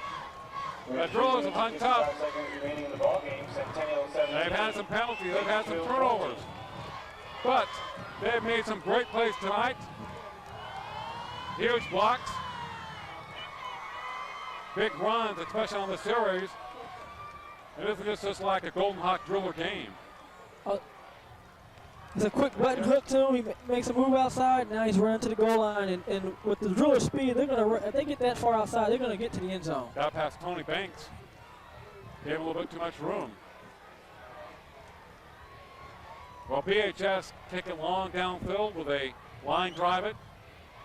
I don't think they'll try an onside kick too much time. Well, not only that, you got to be real careful with the onside kick with this early, especially with the foot that Bright has. You don't want to give them the ball if you don't get it that close to their side of the field. But you never know. We've seen some stranger things so far. Well, it's 14-7 after the half in favor of Centennial. 17-7 then, now 17-14. The drillers, number 12, Tynan and Wyatt. Wyatt will be kicking for BHS. Hildebrand, one of the deep man for Centennial, standing at his own 5-yard line. If I'm BHS, I would line drive this kick. 3:55 to play in a ball game. That was a good drive by Guerrero, leading the Drillers to a score that series, too. But BHS did what they had to do. They scored. And they didn't take too much time. He line drives it. Hildebrand to the 20-yard line. And across the 25 to the 27. So first and 10 for the Golden Hawks at their own 27-yard line. Check out the return man would be Craig Green, number 22 for Centennial. He's carried the ball maybe once or twice tonight. And now the fans are beginning to get into it. Even more. Let's take it up to a higher level. And right now, Centennial wants to run the game out, and the Drillers want to get them 3 and out.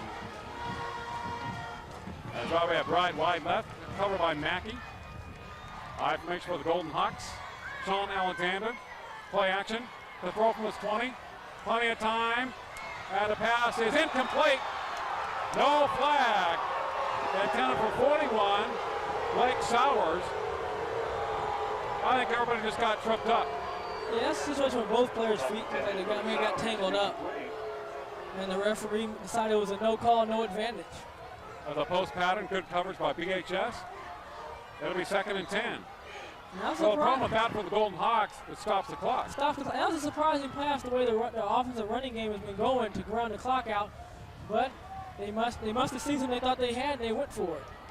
BHS have the right coverage over the middle. Towers lines up wide right. Zolli. Hildebrand with the ball to the 30-yard line. 35-40. That's the first down, midfield 50. And tackle from behind by Qualls. 1st and 10 for the Golden Hawks in BHS territory. Where'd that come from? Right side, great blocking by the Golden Hawks on the right side. 3:32 on the clock. And the Golden Hawks caught the Drillers in a man-to-man defense, like we said earlier. When you got this man-to-man defense, the one guy, the linebacker can't get over there. Defensive lineman misses the tackle. And then now he's out here running, and Qualls runs him down, saves a touchdown. And now you're almost in the range of Bright. If he kicks another field goal, you got to score a touchdown and tie him up. South Centennial for a first down in BHS territory at the 40-yard line. 3:32 on the clock. Yeah, they saw an opening that time. Hildebrand was able to elude an arm tackle and break with some good yardage. About a 30-yard gain by Hildebrand. Well, that's not what Coach Hartnett wanted to see his defense do. He wanted his defense to make a step up, make a big play. But his defense has been on the field an awful long period of time tonight. When you run that field that long, you tend to get tired, not only physically but mentally. You have some mental lapses. Well, Centennial hoped to get that far with that pass attempt. They got that far on one run. You know, right now, Centennial probably needs maybe another 20 yards, and they're in Bright's field goal range. They can put this to a 6-point game. The Golden Hawks with the ball 1st and 10 outside the 40-yard line of BHS territory. Wright, wide right, covered by Mackey. Now he's in motion. Sean Alexander calling signals, a long count. Ball given to Hildebrand to the 40. Dives forward to about the 35. For the Golden Hawks up front, B.J. Tillemeyer 77. Justin Greenmore 66. Jeff Comstock 74 the center. The left guard Pete Bagley 62 left tackle. Jake Earl 70. Providing that running room for the running backs tonight. 2nd and 5, and like you said, that's a good situation for the Golden Hawks. Oh yeah. You ground the ball up, hope you get a 15, 20 yard, put another field goal on the board, and make them go all the way to the distance to score, and not leaving much time left. The clock at 2:50 to play in a ball game. A 3-point lead for the Golden Hawks. Play action. Alexander will look like he's going to throw it. Now he's going to be trapped in the backfield for a loss. Sean was rolling to his left. I thought he was going to throw it. Then he tried to reverse his field. Wrong decision. And that was a Big great loss. play by Nabone on that play. He kept his contained. We've seen earlier where he's going to get outside and run. Nabone kept his play. He cut back up. Come back the other side. And Battisoni, playing good team defense, comes in and makes the sack. That's a big play for the Drillers because it takes him out of field goal range now. I thought they had a chance at a first down mark. Instead, he loses quite a bit. It's 3rd and 11 for the Golden Hawks as we have a timeout on the field. Yeah, they're definitely out of field goal range. The wind is behind Jared White. So you want to kick a field goal in this situation this far away. No, you don't, because if they get the ball that far, they don't have much field to go. But you know, you got a couple options. You can throw for the first down, which you put the ball in the air, somebody makes a big play, picks it, or you make a big play, get a first down, keep the drive going with one timeout. You can run the clock out. Or you just take the draw play, run the ball, and then punt it and try to pin them in the corner. Pin them inside the 20-yard They line. still have at least 2 plays in your Centennial. I would keep it conservative if I was the Golden Hawks. Yeah, it just depends on what your philosophy is. Some coaches go for it, some coaches will call the draw Right. or a run play and make them go 80 or 90 yards because the percentages of scoring from 80 yards away aren't high. Okay, to be 3rd and 11, 3rd and 12 for Centennial at the BHS 42-yard line. They lead at 17-14. Third over to the side, Jared White. Ball with Cody Witt. Close coverage by the Drillers. Alexander rolling to his right from midfield. Here comes the rush. He throws it. Incomplete. A bit of a tough catch for Witt. Coverage by Mackey. And Key with the pressure on Sean Alexander, number 43. 4th down, punting time for the Golden Hawks. And that was a good defensive play for the Drillers. You give a big play, you come back. Coach Hartnett calls a timeout. He's real good at calling plays with defense on the field, talking to you in the huddle.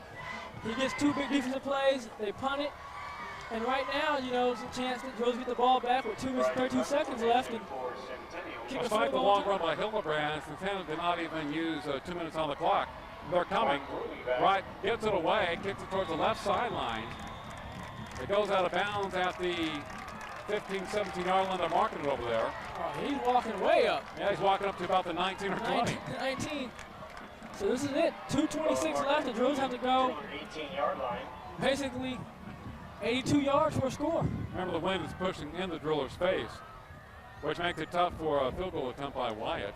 And also going to make it tough to that long pass is going to hang up in the air when you try to do that long Well, in a game like pass. tonight, you never know. BHS looks like they've been down. They've hung in there for defense.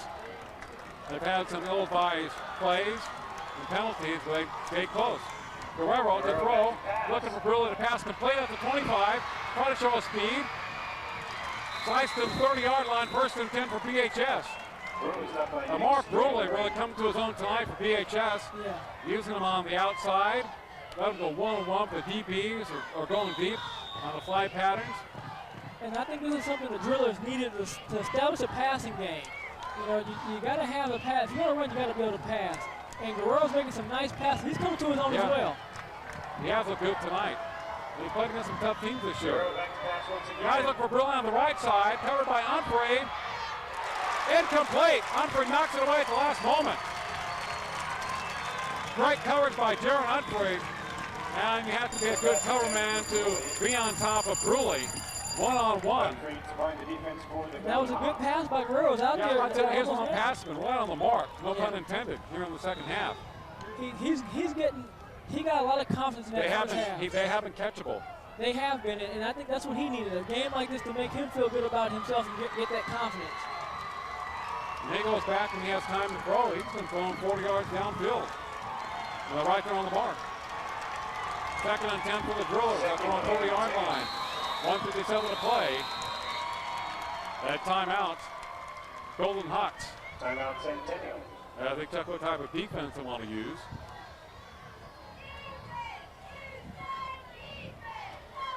(17-14) in favor of Centennial. 1:57 to play in the ball game.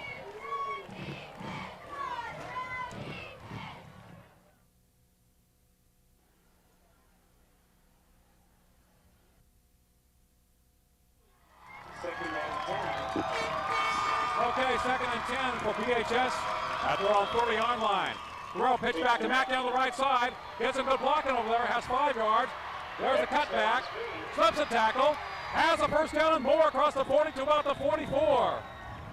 And Brian told me that it'd be a good play to flip the ball out to Mackey and see what he can get. He does go out of bounds, but he picks up the first down. So the clock stops momentarily as they move the change. Yeah. And the Drills need to be on the ball ready, so as soon as he starts to play, they hike it. You don't want to lose any time. Now Mackey, a very elusive runner for BHS. Guerrero looking this way. Plenty of time, throws it up in the air for Bruley. Single coverage, he comes back with the ball incomplete. They want an interference on Unfried. No call by the official. Now it's real close to being a pass interference right there. You got to turn and make a play. And the defense back there make a play and kind of had his hand out there. Here we see it. Defense, he turns a little, puts his hand out, hits the, you got a little contact. Yeah, a little contact. As Bruley came back to the ball, it just went off his fingertips a little short. But you only have to have a little bit of contact. That's a very difficult receiver pass to cover. And we saw the ball hang up like you mentioned too earlier with the wind. The second and 10, Guerrero straight drop back. Pressure by Tillemeyer, the pass incomplete.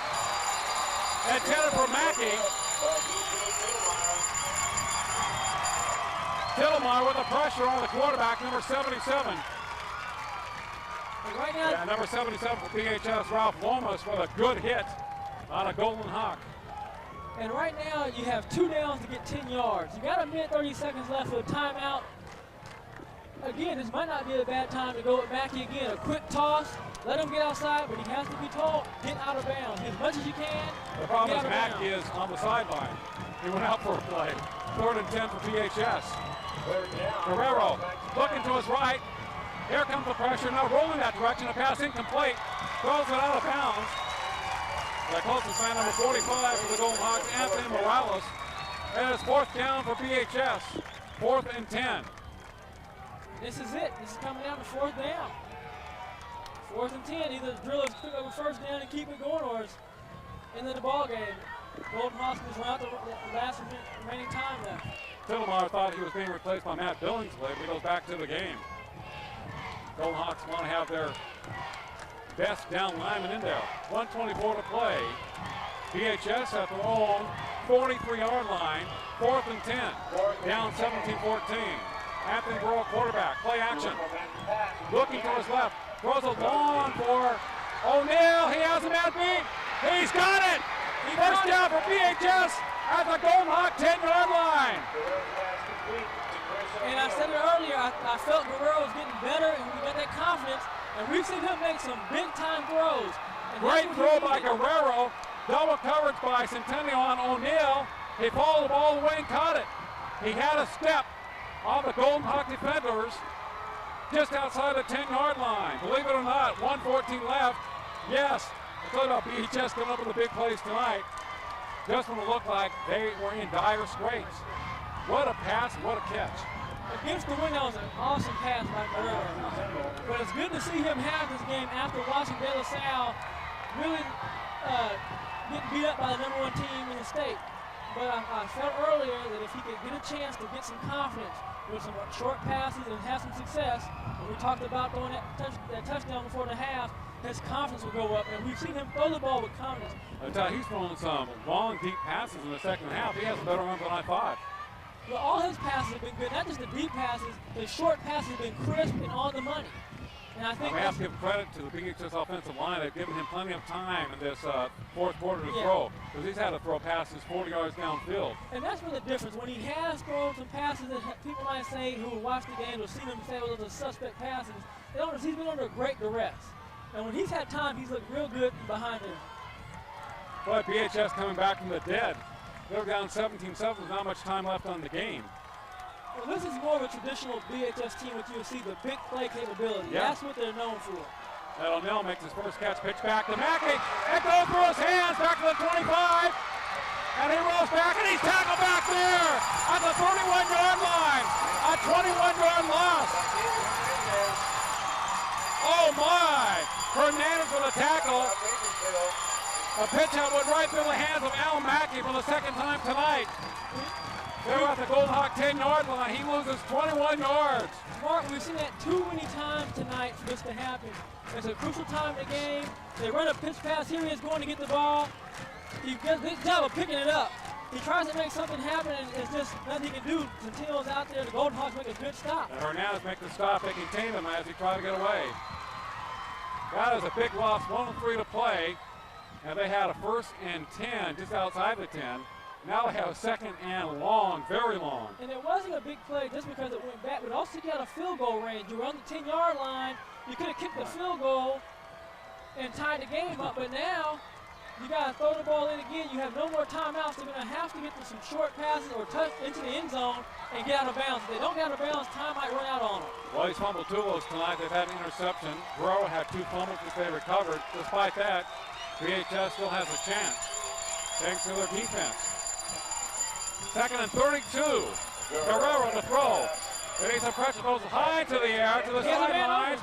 Really open for a moment. And it's picked up by Humphrey. Down the sidelines, 20, 40, 40, cuts back. And he stays on his feet. 40-yard line to the 45. He's midfield 50. 1st and 10, Golden Hawks. Believe it or not. That ball was thrown high to the air. The wind caught it. And looked like Drewley was going to come down, but Humphrey playing back deep. Cut in front of him, picked it off. And the Golden Hawks looking very, very good right now. And that was a good play. Got the pick, ran it back. And now the Golden Hawks can run the timeout. No time really left. No timeouts left. And, it was a great play right there. Now he's doing a good job of being a return man. Well, he's going to go back for 6, and he cuts back. Going across the field, we'll see Guerrero come up and make the stop and at least stop him from scoring a touchdown. And here's Guerrero making the tackle, which is a good tackle in open field. First and 10 for the Golden Hawks with 41 seconds left. Alexander takes a knee down. And isn't this just like a BHS Centennial game going down to the wire? Very much like that year when they played here, 14-10 victory for the Golden Hawks. BHS had a 4th down at the Golden Hawk 10-yard line and got stopped. The drill was on top, but that ball was just thrown straight up into the air. I think the wind got a hold of it. And Humphrey was just playing center field and cut in front of the receiver. 9 seconds, 8 seconds. Alexander will take a knee, and that will be it. The Golden Hawks victorious, 17-14 over BHS at Golden Hawk Field. What a ball game! Unbelievable finish. Centennial now 3-1, and BHS 1-3. A great victory for the Golden Hawks. A tough defeat for BHS as they gave it all. They did, and it's too bad that Guerrero had to end the game on a play there because he played in such heart tonight. And that's what makes this rivalry so special, is that people are going in thinking the Drillers are the heavy favorite, and then Centennial comes and knocks them off, and it keeps that rivalry going. And this series, Centennial leads at 3 games to 2. They might meet in the playoffs. We'll see somewhere down the line. The final score again, the Golden Hawks 17, BHS 14. You're watching the Prep Football Game of the Week right here on CNN SI, Time Warner Cable, Channel 52.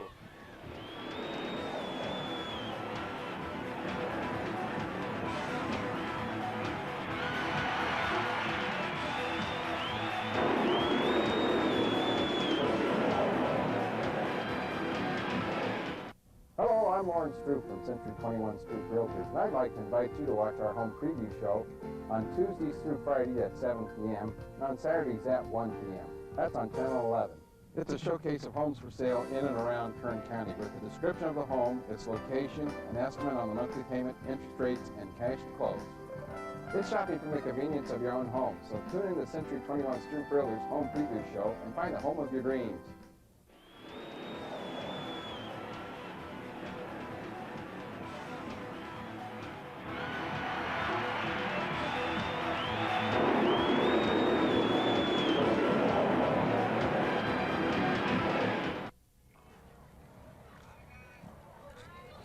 The final score tonight from Centennial High School, the Golden Hawks 17, BHS 14. Mark Hefner with Brian Adams. A tough physical game, Brian. Yeah, it was. You had a good game tonight. Both teams had some penalties that cost them some opportunities to score some points, but they also both came out and showed why this is a great rivalry. They both played hard and they played intense, and it was a good game for the city. We thought BHS was more effective when they kind of ran their helter-skelter offense there in the fourth quarter, lined up a lot of receivers. Yeah, and Coach Hartnett should be happy about that. Even in the loss, they've established themselves they can pass the ball. And with that being able to, ability to pass, they're going to be able to run a lot more. Well, BHS is now only 1-3, but they played a very tough schedule. Centennial now 3-1. Centennial is the favorite in the Southwest Yosemite League. BHS, the top team in the Southeast Yosemite League. For Brian Adams, I'm Mark Heffernan. You've been watching Prep Football right here on CNNSI, Time Warner Cable, Channel 52.